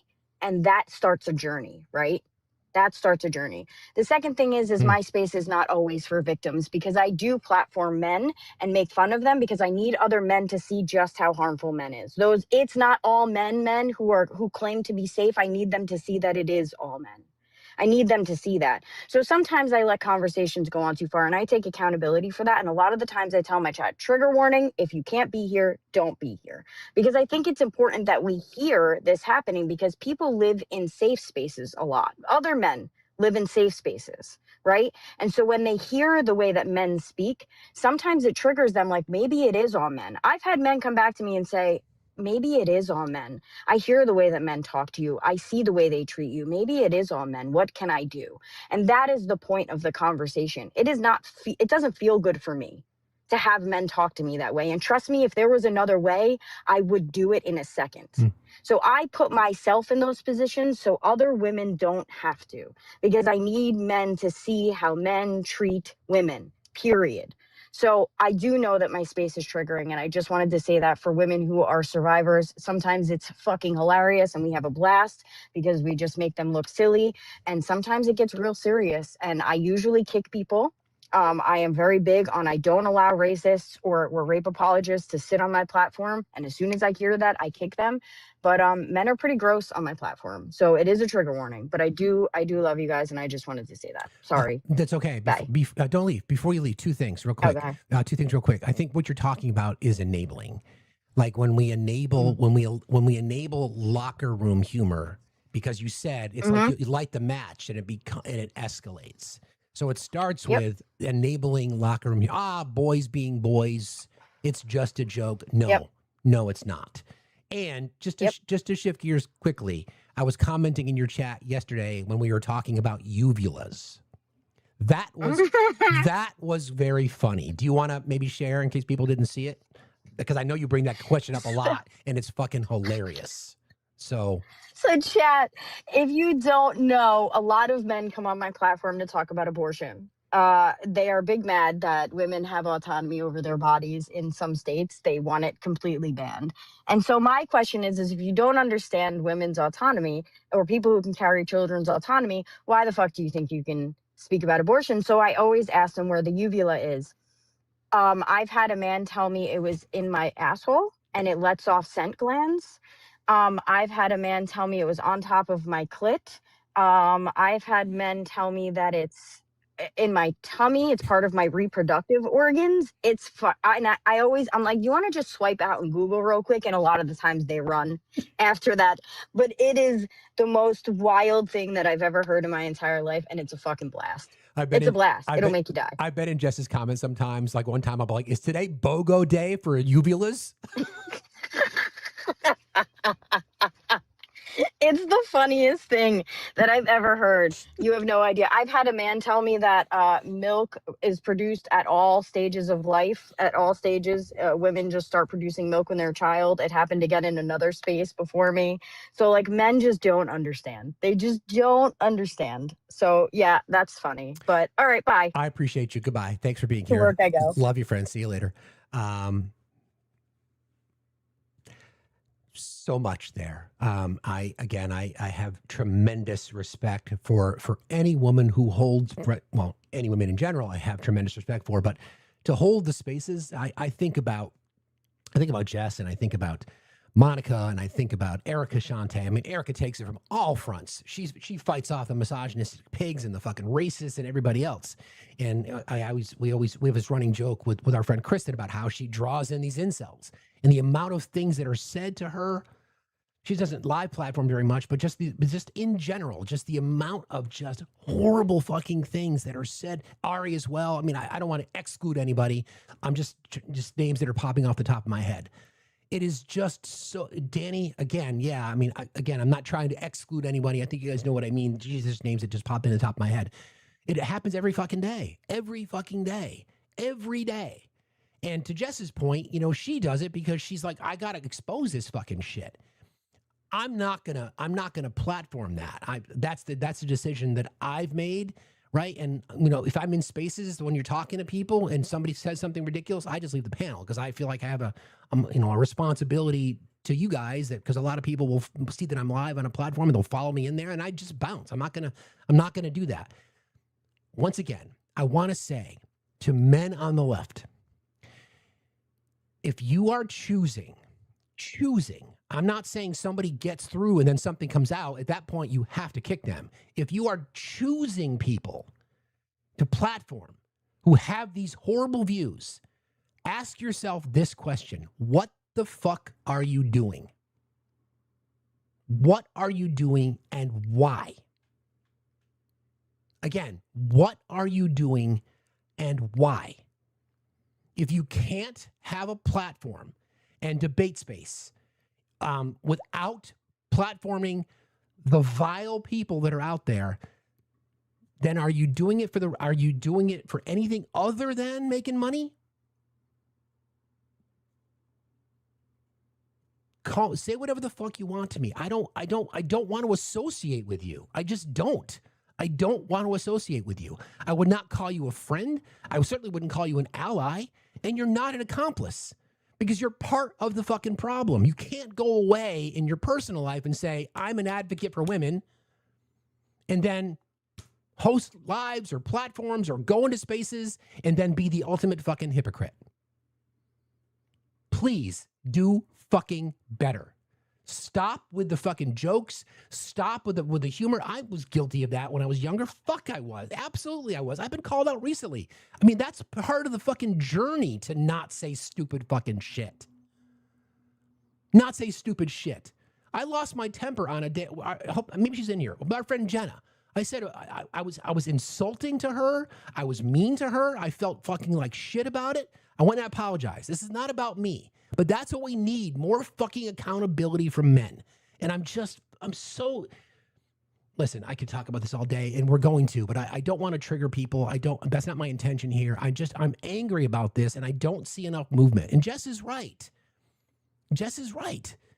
If women women are in this position where those that are creators on the app, right? They have to accept this. Maybe that's not a better word. Let me just try to make my point here.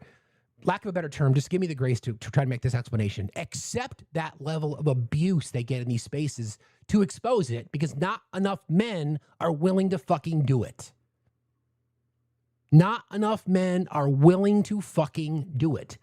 So then it becomes Jess and Ari's and Erica's and Monica's and Kristen's and everybody else's responsibility to expose this fucking bullshit. And it can't continue. It has to fucking change. No matter who's in office. It's always been there. It always will be there until we do something about it. Look at the statistics. Overwhelming majority of these crimes are committed by people who look like fucking me. And now we've got an entire group of the fucking incel crowd who just do not fucking value women, never have. Never have. You've got Christian nationalists who believe that, if you're married, then you should be subjected to rape, do whatever the fuck your husband wants. That is the next generation of people that are being influenced, that are being raised by packs of fucking wolves. It's just, we gotta fucking do better. We have to do better. We have to. We have to do better. Hi, Liz. How are you? Liz?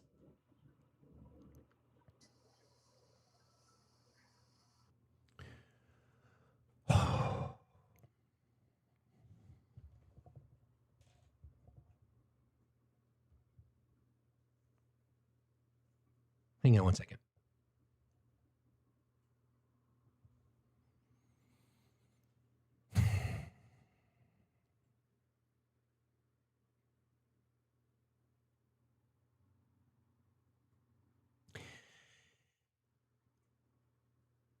Ironically enough, I think about how I want to say this. I go back to this whole situation with Todd Blanche, and it's the perfect example of what we're talking about, right? The perfect example. Here is a person that is going to be, still don't know yet, but likely going to be the next Attorney General of the United States. A man that has been diminishing victims of a global sex trafficking ring. These women were raped by white men predominantly. The president is one of those people. No doubt in my mind, I don't need the courts. And he's going to be the Attorney General. And there are people on that Judiciary Committee, women and men, who are only concerned about the perception of the weaponization fund. And then you get senators like Rick Scott says, well, yeah, it's bad. I think everybody, no, he should no longer be in office. Okay, Rick. Well, then when the nomination comes down for Todd Blanche, you're going to vote for him, aren't you? Of course you are. Of course you are. Numerous members of Congress on the right are still Max Miller, Corey Mills, et cetera, et cetera, et cetera. It's all men. It's every fucking one of us. It's all of us, because if you are either, in most cases, you are either a perpetrator or you are an enabler. when you're not standing up against it. You're not doing what is necessary to stop the fucking madness. Don't give them your clout, your credentials, whatever it might be. Don't. I don't care who you are. I will call your fucking ass out. I do not care who you are. I learn more and more every single day about people that I thought I could trust. Apparently not. Apparently not.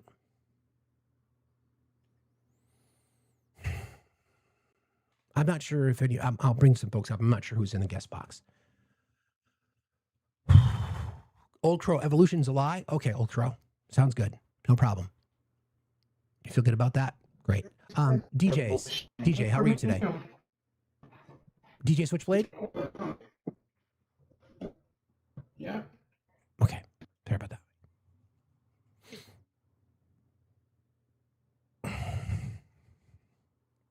I know, Nin. I know. Hi, Andy. Hi, how are you? I'm okay. How are you? What's on your mind? I'm good. I just wanted to remind the chat that there's no such thing as an underage woman. They're just girls. Good point. Very, That's all. very good point. I appreciate you. Thanks a lot for being here. Appreciate you very I much. appreciate you. All right. Have a good day. Bye, Be safe everyone. out there. Great point. It's a great point. I dropped from a panel that I was on late night last night because the conversation about Epstein came up. We bring up a picture of the girls connected to Donald Trump. And this person's answer was like, well, maybe they're not girls. Maybe they're over 19. Well, if they're trafficked at 19, they're adults. Like, okay, sure. No problem. No problem at all. Fine. Nothing to see here. Good morning, friend. How are you? Hey, Steve, can you hear me, man? I can. Yes, I can. I'm sorry, brother. I was moving something around. Steve, let me tell you something, man. The reason why I mess with you because you keep that shit 100, dude. That's why I like you. Thanks. And that what you brought up about Ty Blanche, he's not for the public. What did this punk ass say? He's for Trump. He works for him. Mm-hmm. That's that bullshit, man. And then for him, on them Epstein files, man, you know damn well them old weak marshmallow ass Republicans is gonna push his lame ass through. That's the garbage. They do that stall where we haven't made up our mind. Man, you always know that they bitch asses always fall in line. Always. And that's the sad part about it. That's the garbage. Disrespecting women and everything. Let me tell you something, Steve. I came out of a woman. That's my mother. I got two sisters, and one of my sisters' birthday is today. Happy birthday. I go in the paint. That's for my sister. Yeah, thank you. I'm gonna tell her. I go in the paint hard for women, man. And especially me. Look at me. I'm a man of color. So I come up out the womb. My head is always on a swivel, homie. But white dudes, it's them, man. I don't point the finger, but it is what it is, Dude, man. And them disrespecting women. No, point it. I get it. That's why I say it. That's why I say it. You know what I'm saying? And my thing is this, man. I'm just like, dudes. And now they get the ringleader that's the run of the fucking country with the clown car because he's a buffoon. It's like he's giving them the license to be just straight assholes to women because the man in there sitting in the Oval Office, he has no respect for women. He never has, and he never will. He's always been a pig. And these clowns follow behind him. And now look at the other generation, Steve, that's coming behind. They look at this loser and they think that shit is okay. That's what's really fucked up about that whole cycle of a situation, man. That's some garbage. I'm sorry, man. Don't apologize. I'll land my plane. I'm sorry, Steve. DJ, don't apologize, bro. Don't. I mean, that's the whole point. You don't need to apologize. We need to hear it more. You don't need to apologize. Bring it. Bring the fucking smoke. Bring the fucking smoke, bro. Bring it. And that shit just makes me mad. Steve, let me tell you something, man. This is something, and I shouldn't have to, but I do, Steve. Listen to me and listen to me well, and all them out there, Megan, all them lanes, whatever. Steve, listen to me well. What I go through on a day-to-day basis, you will never in your life ever have to deal with, Steve. I know. This is what others don't understand. At birth, Steve, I'm taught who the boogeyman is. Steve, you will never ever have to deal with that situation. I'm an educated man. So when I did go in for interviews, I can't say I'm aggressive. I have to use the words like I'm assertive. Because I'm a threat, because I'm educated. All of a sudden, no, they think I'm out to take something from them. It's not that. So it's always pins and needles, man. Then we have to deal with these clowns. Look at all the black women with all the degrees that they have. Those are facts. And they still come after the sisters, and they do this bullshit, man, and disrespect women on a day-to-day damn basis. All right, man. Steve, I land my plane, brother. Hey, man, that's why I mess with you, dude. That's why I follow you. That's just why I mess with you, kid. I appreciate Keep you. up what you're doing, man. I appreciate That's you. why I come in your panel, and I appreciate you. You know, I appreciate you, dude. Big ups to you, kid. Thank you. Thanks, man. Have a good day. Be safe out there. You too. Yeah, You too. it's a great point. I never had to have the talk. Never. And I'm watching some of the comments scroll by from somebody like, Old Crow. Your performative game is just ridiculous. You can't have opinions like that because you understand that you are just trying to fire up the chat. Our chat knows what to do. They know they know when to push, when not to push. They know when to ignore your bullshit and when to call you out. And then we know when to show you the fucking door. We know when to show you the fucking door. Now, I know definitively. Hi, Monty. I was talking about you before. Monica's another one. The amount of crap that she fucking puts up with every day when she goes live. An incredible creator. Super fucking smart.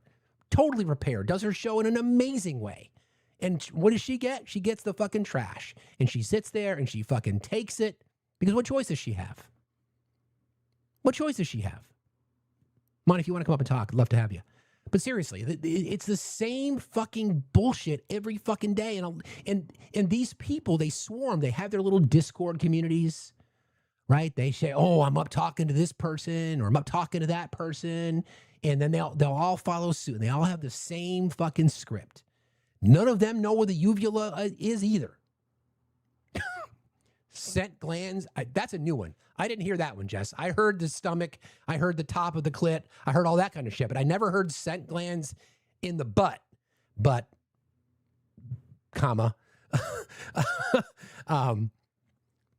seriously, it's the same fucking shit that it always is. And it's the same fucking people. That's why we always talk about how we've reached the end of the internet. I got you, Crow. Because the only thing that's left are incels. Incels and paid agitators. That's it. Good. We've cleaned house. Yeah, brother, what's up? Now on my break. Now there's something else I want to address on this topic because of all the dudes that don't know shit. And you'll understand this implicitly because you and I both have daughters, right? We both have daughters. We both have spouses that we care about. The number of dudes on this app that have told me that there's no reason for them to know like women's bodies is fucking crazy to me, to be perfectly fucking honest. Like, I've literally had a guy go, oh yeah, I have a daughter. I'm like, then why don't you know this shit? Well, I don't need to. I have. I went, my brother in Christ, tomorrow is promised to no man. What happens if tomorrow your wife walks out that door and doesn't walk back into it? You're going to tell me that you're going to attempt to raise your daughter with no knowledge about anything about what she needs. Like the number of men that claim to be family men on this app, that claim to be good fathers, that cannot do the most baseline shit of learning women's anatomy for their wife or for their daughter is way too damn high because they think merely knowing about how a woman's bodies work is somehow emasculating. It's a really good point. Hashtag girl dads. I mean, I know you're part of Jess's community, Crow, and I know you've heard some of the fucking vile things that have been said to her. Absolutely. We all absolutely. Yeah. Like there have been times where a dude has said some stuff and I don't even respond. I just unmute and cackle at them until they leave. Yeah. Thanks again, bro. I appreciate you, as always. Yeah, later. Later.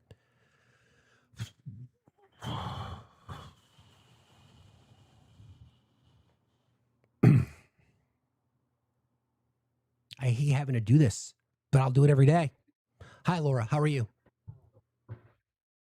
Laura, are you there? Laura Lynn? Oh. Okay. Sorry. You can request again. My apologies. It's always tough to know if you're in the box or not. These days it's weird. The box is behaving badly. All right, if folks want to come up, I mean, we're off schedule at this point. I don't care. I have to drop just before 11 o'clock anyway. But I just this conversation just has to happen more. And if people aren't gonna, if it can't, it's got to happen somewhere. It's gonna happen here. I'm happy to do it. It's okay, Laura. But you didn't know. It's all good. Yes, Jay, nice. Exactly. Mike, are you there? Or have you timed out? I mean, this applies to every fucking community, every marginalized community out there. The problem are white men. That is the fucking problem. We can look at every statistic. We can look at every voting block. It's still the largest voting block in our country are white men, followed by white women. Therefore, it's all white people. That's it. Own the shit. You don't like it, you get offended by it, then you might be part of the fucking problem. You might be part of the problem. Seriously. And how else are we fix it unless we can fucking call it out? I'm not afraid to be insulted. Whatever. I don't give a shit. I'm not afraid to have flaws and faults. I mean, that's how you fucking grow. Hey, Ryan, what's up, brother? How are you? Hey, good morning, Steve. Yeah, kind of go off that gentleman before Crow. Talking about like marginalized groups regarding to effective. I don't know if anybody here know, but at the end of the year, for the Part D for Medicare is going to be going away as far as the subsidy goes. So that's the drug coverage. So it could rise up to 20 to 50%. And I already pay up to $1,500 on medication. So the 20 to 50%, Jesus, is going to destroy me. And I'm just afraid because I have epilepsy, and I take weight loss medication and a few other medications. That without this medicine, I can on the life. Wheels, would you mind if I brought Crow back up because he does work in this space? So this might be a good time for this. Okay. This might might be a good time for this conversation. Wheels and I know each other. Yeah, we do. Yeah. So this is where it's going to become relevant. It's called the MSP program. I'm actually in charge of it from my office. It's the Medicaid sharing cost share program. We've already been getting guidance on this. What you would want to do then is contact the assistance office and ask for cost share. We already do it for Medicaid for Part B. We're going to inevitably wind up expanding it to Part D as well. To make sure that like I'm doing it right now for a lady. She gets like $600 in Social Security, and they're being stricter about Part B premiums and putting them on people that they shouldn't be on. So yeah, if you're getting hit with a premium, whether it's Part B now or Part D in January, just contact your assistant's office and ask about the cost share program. That is where your state actually covers the cost of Part B now or Part D then. Okay, can you DM me on Discord? Of course. Give me that information. Yeah, yeah. It's just frustrating because it's just disturbing and everything. So I mean, I know I survived, but to clarify for chat, somebody asked about the waiver program. So the MSP program is the waiver program. It just has different names depending where you are. Yeah. Yeah, I've heard of that program, but I'm not sure if I qualify because I do work part-time still, and I just don't know the qualifications regarding to that. And Michelle just asked in the chat if you have a regional center where you are. Do you have one? What does she mean? I mean, it's like like a Medicare office, or she might want to explain. I'm not sure, Michelle. If you're free, if you want to come up and ask that question, I don't. There you go. On the spot. Good morning, Michelle. Hi, Good morning. How are you? I'm good. We mean regional. Are you talking about Medicare office? No, so I'm in California, and we have regional centers out here that will provide additional support to the disabled community, children and adults alike. Okay. So if the insurance denies claims for equipment, diapers, formula, things like that, or even daycare share of cost, the regional center will just need like a denial letter, and then they fund those additional services out here. They Okay. should be nationwide. So I would look into seeing if you have a regional center out there that you can become a client of. That way they can help you financially and physically, get the services and the equipment that you need. Okay. As Can you DM me that information on Discord? Is that possible, or on here on TikTok? Absolutely. Yeah, I'll definitely look Yeah, into that. absolutely. I'll do that. As an aside, any of those deductions, whether it's Medicaid B or D, if you are on the fence about applying for assistance programs, make sure your caseworker is treating those costs as medical expenses, because that lowers your actual income. Typically, we would just look at whatever your full disability amount is, but we are allowed under federal law to remove the price of it. If we're not doing it's one either or thing. Either we do cost share, which is where we pay the premium for you. If we don't, then we can deduct it as a medical expense, which lowers your income, which makes you more benefit eligible for other things. Okay. All right. Cool. All right. Well, I mean, thank you for the information. Like I said, you did send it over to me DMs.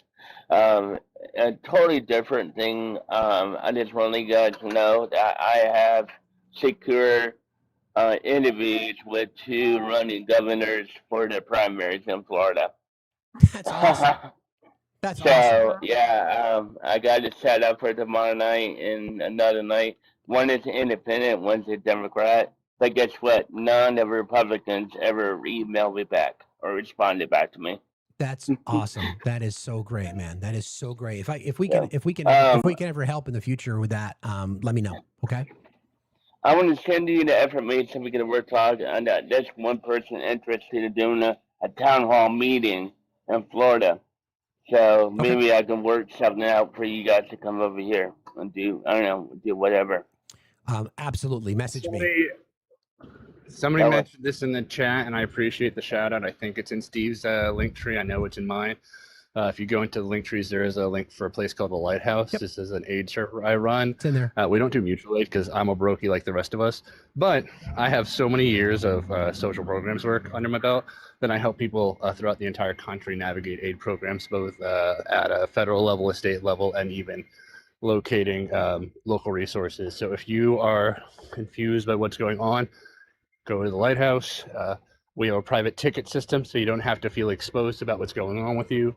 And I will sit and help figure out how to get you the help you need. I appreciate All right, you. cool. Hey, go ahead and drop me down. I got to go back to work. You got it, man. Thank you. I'm going to drop you down. Crow, I'm going to drop you down too. Michelle, Ryan. if you could stick for just a second, Michelle, if you wouldn't mind. I know we've talked about a lot of topics this morning. Is there anything that you would like to either comment on, either directly, indirectly, or even not related? Putting you on the spot. I'm sure you'll see. Yeah. That's fine. why I asked. That's exactly why I asked.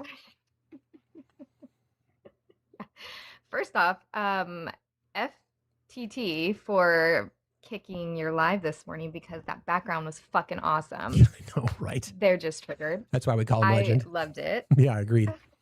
Yeah. Yes. A second, it's all men. So fuck all you men who don't give a shit about women's rights and children and don't stand up against other men who are treating women like shit. No men should have any say in what happens to a woman's body or the legislation because you don't even know where to fucking find it. All right? The uvula. Even the uvula. Yeah. A little dangly thing. Yeah. Seriously. Jesus. You can't help but laugh at the stupidity sometimes. It's just, what are we doing? What are we doing? Come on. It's so frustrating. But yeah, and then with the regional center, Ryan, I'll message you because like with our state, we even started a program within the regional center called self-determination, and I'm looking into getting my my kids on it right now, at least my oldest, where they allot an annual stipend, a sum for the client to divvy out to like services that they need, and then they pay those services directly. So it is a financial support system as well. And then we also have in-home supportive services in California where they pay me as a caregiver to keep my son in home with me because it's cheaper for me to take care of him than a facility. And that's, another resource that California offers that, and I think last time I looked, there were only 11 states total that offered some type of caregiver support system. So we definitely need to start fighting to keep these resources available because parents and family members are the closest, best advocates for, kids like mine who need to stay in home or want to stay in home, but they, it's impossible to keep a full-time job when you're caring for the special needs community. So we need more support systems like this in place. With that said, and Ryan, I know you're listening. Crow, you're in here too. It was Michelle's idea. We're working on putting content together to do a live dedicated to the disabled community and caregivers within that community, because we always try to address. I always try to address marginalized communities as a whole, but I will admittedly admit that I've not spent enough time specifically speaking about the disabled community. So with Michelle's support and others, we're working on that. So it's probably going to be within the next week or so. We have a lot going on. We're trying to figure out the right content. So we're going to invite people up that represent that community. And I also want to acknowledge caregivers during that time as well, just because of a lot of the bullshit that's happened a couple of weeks ago about caregivers. As someone, I'm speaking to one now, as someone who has been one, it's not about me. It's about people like Michelle. And it's about people like Missy. And it's anybody who's providing care for their children and or adult children in cases, and also making sure that we are addressing want to hear voices of the disabled community. Ryan's been part of our family for a very long time. So we're working on that. That'll be coming together within the next week or so. Thank you for the idea. I'm excited. I appreciate you very much. Anytime. I'll talk to you soon. All right. Bye. Appreciate you. All right. Bye. Okay. Yeah. So I just saw a comment scroll by. Jesus Christ. Person said, it's weird men saying they want to learn about women's bodies. What?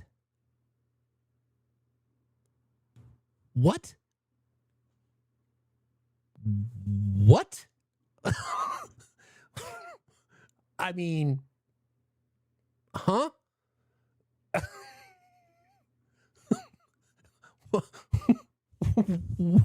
What?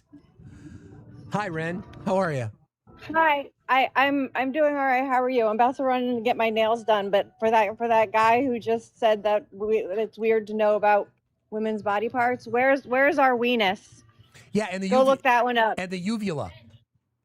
Go look that up. Go find out where our weenus is. Gotta go. Have a great day. I appreciate you. That's a new one. Jess, we'll have to add that one to your list. Where's the weenus? How many holes below the waist? Like, Jesus Christ. Really, bro? You want to be remembered for that? Asking that question? Okay. Good luck. Yeah. The elbow page. I saw in the chat page. I'm not sure if you want to come up and just talk, because you deal with this all the time as well. Lib Gal, looks like you might have timed out, friend. Seriously, like, is it a generational thing? I'm trying to understand the question. Like, you think it's weird for girl dads to know about their daughters' reproductive health, their body parts, menstruation? Like, you think that's weird? Really? Really? Like, I'm trying to understand what. Okay. And then does that then transfer into adulthood? Like, you wonder why the women in your life perhaps have never received pleasure? Maybe because you don't know? Anyway, hi, Ann. How are you? Hey, I'm good. How are you, Steve? I'm doing fine, thank you. What's on your mind? I just wanted to just say really quick, men, please, for the love of God, learn about women's bodies. Seriously. I had a friend who became a single dad of 5 daughters very abruptly because of some extreme abuse that was happening in his home with his wife. So she was removed from the home. And when his oldest daughter turned 8, she had precocious puberty and got her first menarche, and he had to deal with that. He was not prepared for it. He wasn't expecting it. He didn't think he was ever going to be in a position like a lot of these men where they were going to have to step up and be the sole parent of a bunch of daughters. So he had to have a friend who was a nurse come over and educate both him and his daughters about the birds and the bees.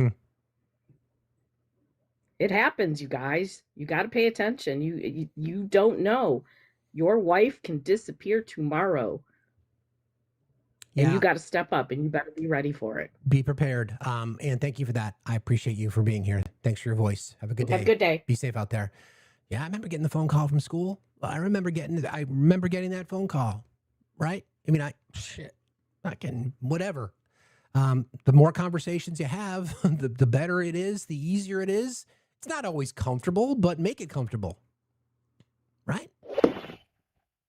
Because keep in mind, fellas, I'll remind you of this.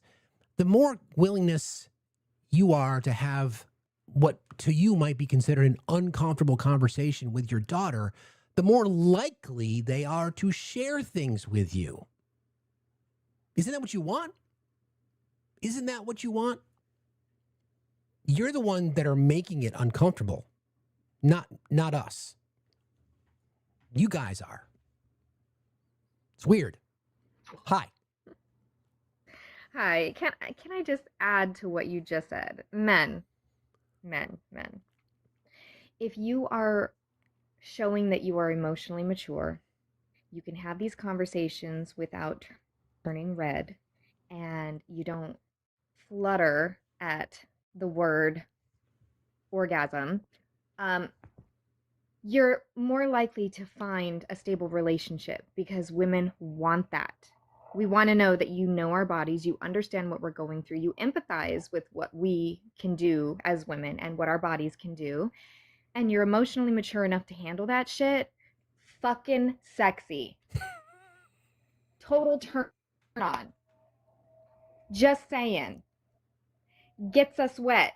Just saying. Pay the fuck attention. That's all. I appreciate you. No notes, but plenty of notes, if you know what I mean. I appreciate you very much, my friend. Talk to you later.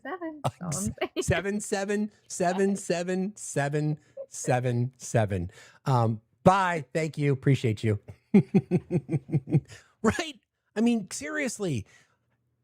When I talk about how I believe that we have to have age-appropriate sex ed, this is part of it, right?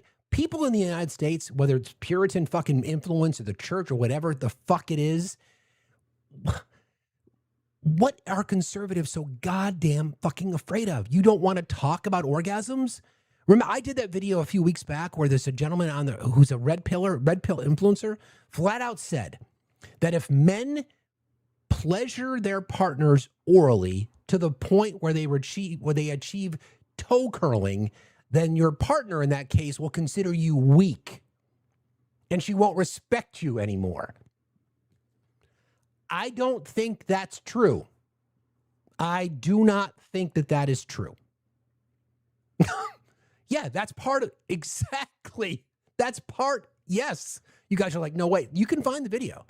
I'll probably repost it again. That's where we're at. So when I talk about age-appropriate sex ed, I'm talking about helping children become more comfortable with their sexuality. Seriously. Age appropriate.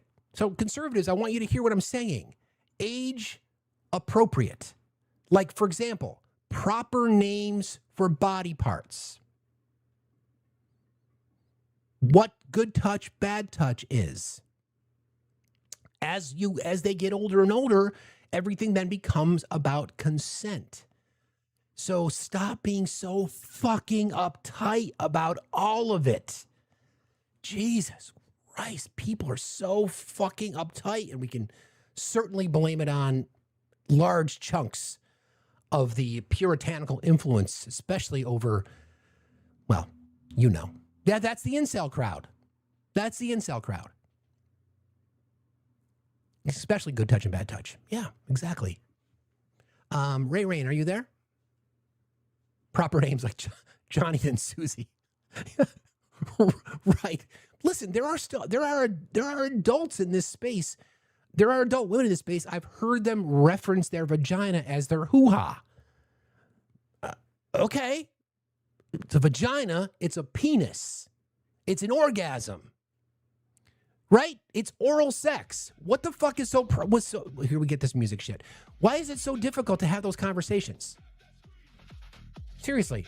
Like, or vajayjay. Right? I don't get it. I don't get it. Don't understand. I'm going to wrap up in a few minutes anyway. But I'm glad we had this conversation today. I really am. Okay. Everybody keep tapping, please. We'll make this our last call, then I'm going to do then I'll wrap. Tina, are you there?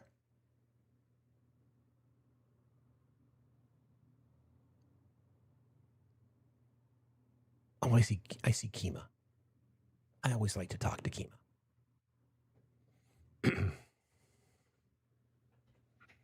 Hello. Thank you there. Thank you for joining. I always like talking to you. How are you? Yeah, I'm good. And I tapped and you was like, this is my last call. I was like, darn it. But so I'm glad I was able to come up. Me too. So two things. I think men wouldn't be weirded out about women's bodies if they looked at it like it was biology. But what men tend to do is anything that has to do with the female body is always sexual. Correct. So a woman nursing makes men weirded out. The baby's just eating. Correct. Like you drink milk. You know, the milk comes from a cow, not a bull. Comes from a cow, but yet men are weirded out if a woman is nursing. So if they're thinking about learning female body parts, then just look at it like it's just biology, especially if they have daughters, so they can have, you know, the confidence that they need to have about their bodies and to understand that there's nothing nasty and disgusting about our bodies. It's just how we're made. So that's one. Just look at it like it's biology, no big deal. Two, I think what's happening politically with all of these white men and how they're just able to be who they are in all of their disgustingness. And people just completely ignore it. And they still get to get rewarded with positions and money and, you know, power and all of that. I think what's happening is those of you who are white and are fighting the system, you're now realizing, hold on. The thing that Black and Indigenous people have been telling you all this time, that white people are able to do what they want to do and get away with it, is now coming is now becoming a reality and a realization for the white people who ignored it all these years. See, we've known our families have been terrorized since we've been here, and that's on the Indigenous and the Black side. We've known that white people can do whatever they want to do. They can confess to it, and then have a jury of 12 be like, not guilty. I mean, you know, just we can just look through history and see that has happened. And even nowadays, and I think what you all are now realizing is, oh shit, like this is real. And even though white men have always been able to get away with what they've done, and I'm just saying en masse, I'm not saying individuals haven't gone to jail, for those people who want to misinterpret what I'm saying. Yes, there are people who have gone to jail, but if we look at it like en masse, and I'm not talking about just wealthy people. It was the poor white people who have the sundown towns. It's the poor white people who have stolen lands and taken deeds, and it's the local governments who do the eminent domain and just thrust a highway in the middle of a Black person's land that they've had for 100 years. It's the regular white people. It's the nice white people. It's the folks we go to church with in the grocery store and our kids go to school with them. See, you all are the ones who have been blinded by white supremacy and patriarchy, blinded by your white privilege. And now you're just like, hold on, that shit's not working for me anymore. Hold up, I'm getting splashed on too. I know that America is messy and I know that these things have been happening, but there was always an excuse. I mean, well, what did you do? And did you comply? I mean, and, you need to raise your children differently. All the things that have happened to Black people and other people of color in this country is now happening to you all. So now you're looking at the political scape, and you all are just in disbelief that we've gotten to this point. We cannot believe this person is in the White House and they're hiring all their friends and they're doing all these things. Can you imagine if Obama would have had his friend who sold cars and put them on the lawn? Can you imagine what white people in general would have said about Obama got his homeboy out there selling cars on the lawn? Come on now. But now you all see it because it's such an extreme. See, when it's mild and modest, with like Reagan and Clinton doing his things, because ain't nobody blameless on either side. Nope. So when it was mild, you all were like, well, I mean, it's not too bad. You all do get to go into our stores now. You get to move into our neighborhoods and all of that, even though simultaneously the crack era was happening and stop and frisk was happening and redlining was still happening and all those things, but it was just mild. So it was palatable. But now you all are saying, hold on. This is just too fucking much at this point. We've just gone too far. And now you all have let the beast get so big that you all can't rein the animal in because the animal is now attacking you. It's like training a dog to be vicious and not seeing any problem with it because, I mean, they're good to us. But then when the dog turns on you, now you're saying it's going too far. And unfortunately, because we, as the melanated majority living in this country, as the lesser numbered, because we're not a minority, there's nothing minor about us, okay? But as the lesser numbered individuals, we know what's going to happen. These people are going to get away with everything that they've done. And you all are going to be in shock because that's not what you're used to. They're going to get away with it like they always have. And there may be a few changes here and there, but if you all are looking for mass accountability, it's not going to happen because you all have never required it when it wasn't affecting you all. So they're going to be like, well, you can't require it now that you've gotten splashed on and now that you've been impacted by it, they're going to get away with it like they always do. And their grandchildren and great-grandchildren and great-grandchildren are going to benefit from the things that they're doing right now. And we'll come around this block again in the next, 10, 15 years. People are going to get comfortable again, thinking that everything is okay and things are going to be normal, which is ground level. It's not even like we've raised the bar. It'll just go back to ground level and it'll be cool for a while. And then they'll just come back around and cycle it again. And we can just look through history and see that. So I just wanted to say that. I think you and I spoke, Kima. First of all, thank you for that. I think you and I spoke right after the deaths of Renee Good and Alex Preddy. And yes, we're like, okay, this is happening to your community every fucking day. Nothing new for you. And I think you said something. Right.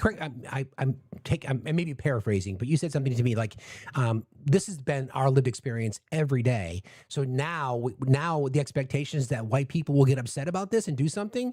And of course, nothing changed. Nothing changed. Right. The point is that this is a day in the life for your community.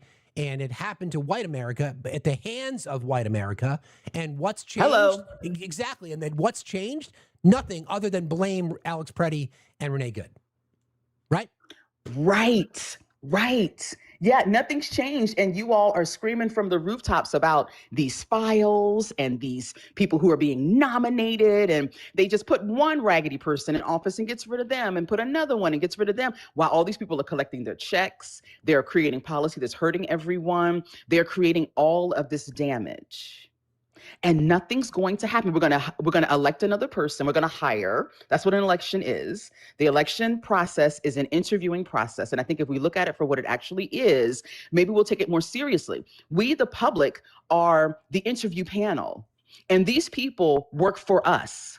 We decide who gets hired. And if we understand that they literally work for us, not as elected officials, because for some reason that just makes people's head blow up and think that they have some type of power over us. No, we're putting you in office. Our tax dollars are paying you. You're supposed to do our bidding and do what's best for us. But what has happened is because you all are the most numbered individuals in this country, you all en masse, as a whole, and of course, if it don't apply, let it fly, people in the comments, don't come for my neck. if it's not you, but en masse, you all have voted for policies that have always benefited you all. And then lie to yourselves like Reagan did. It was like the trickle down effect is going to happen. Yes, I'm a white woman. And I know that, affirmative action helps my people, but your people will get a little something too. And we know from the numbers that it didn't happen overall because you all were in the beneficial position. So you're looking like, well, I mean, I'm okay. So what are these people talking about? Because I can go to the store and afford this and my kids are safe in school. I mean, not anymore, but these things they're happening for me. So why are you all complaining? I mean, at least you're free. I mean, segregation is over. What is the problem? You get to work and all of that, even though, we know all the things about the pay and all that other stuff. We're not even going to pull those factors in. But I think because you all were safe. You all were safe from all the things that happened. And now you're not safe. And because you all didn't have to exercise that muscle of doing a lot with a little. See, Black people always have. Indigenous people always have.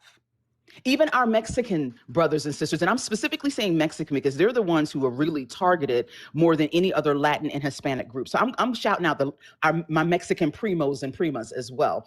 We've had to learn to do a lot with a little bit. We've had to learn to thrive with the foot on the neck, with the threat of when we go outside, with our skin being weaponized and dangerous. You don't even know me, but looking at me or my son or my husband or whomever, we're automatically a threat. Oh, that person speaks Spanish.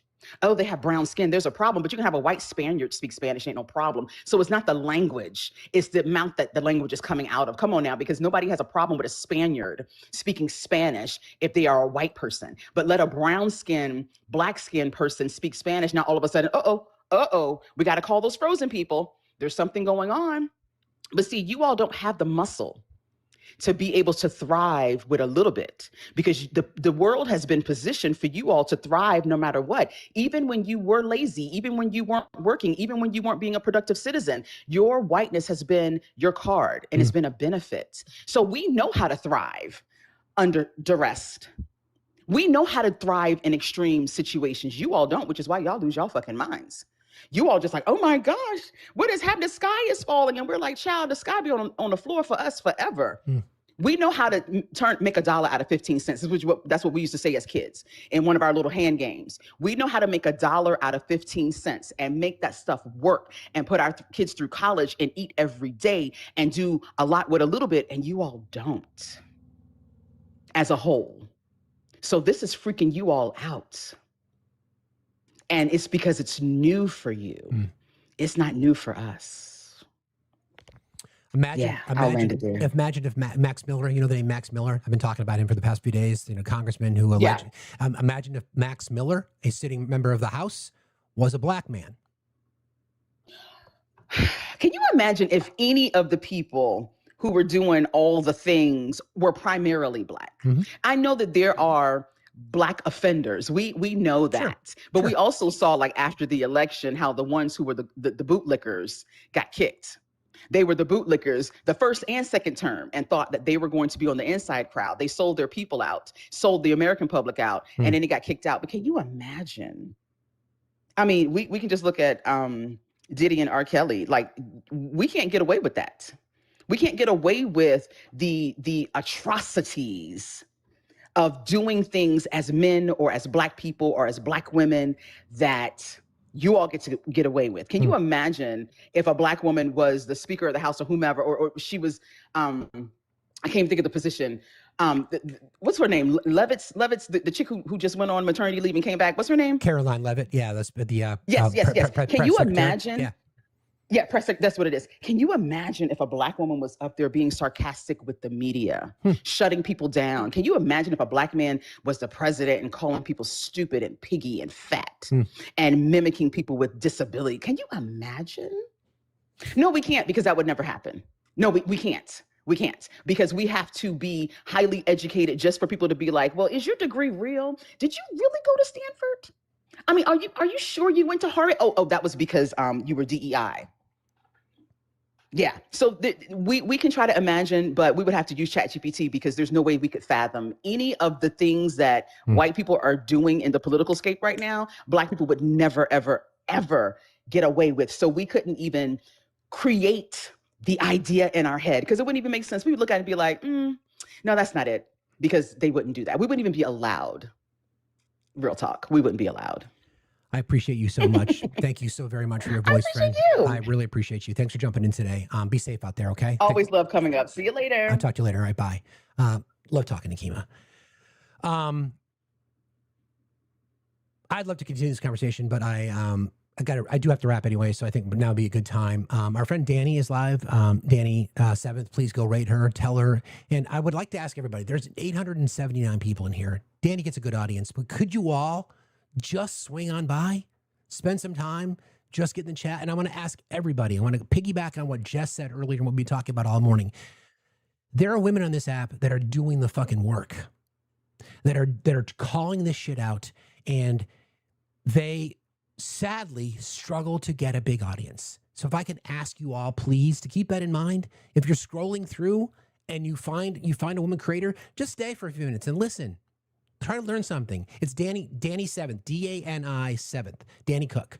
You'll find her. She's live now. She's amazing.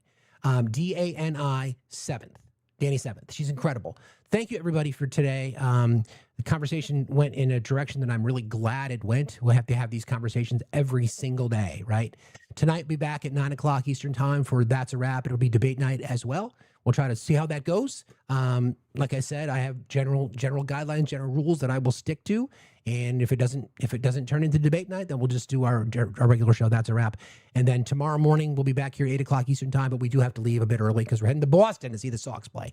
Friends, thank you. Mods, you guys are an incredible chat. You're the smartest on TikTok. I love you all very, very much. Appreciate you all. Remember, guys, there's always something to do. Please get out there and do something. I appreciate you all. See you tonight. Bye.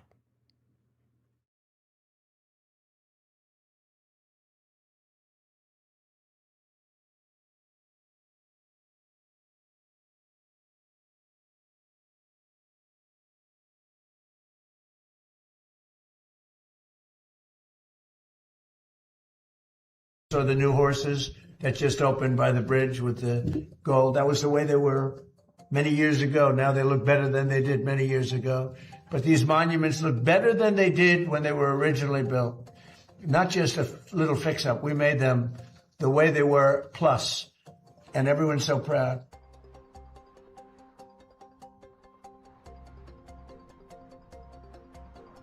Be doing, which throws us into a mess when he turns right around and don't do it.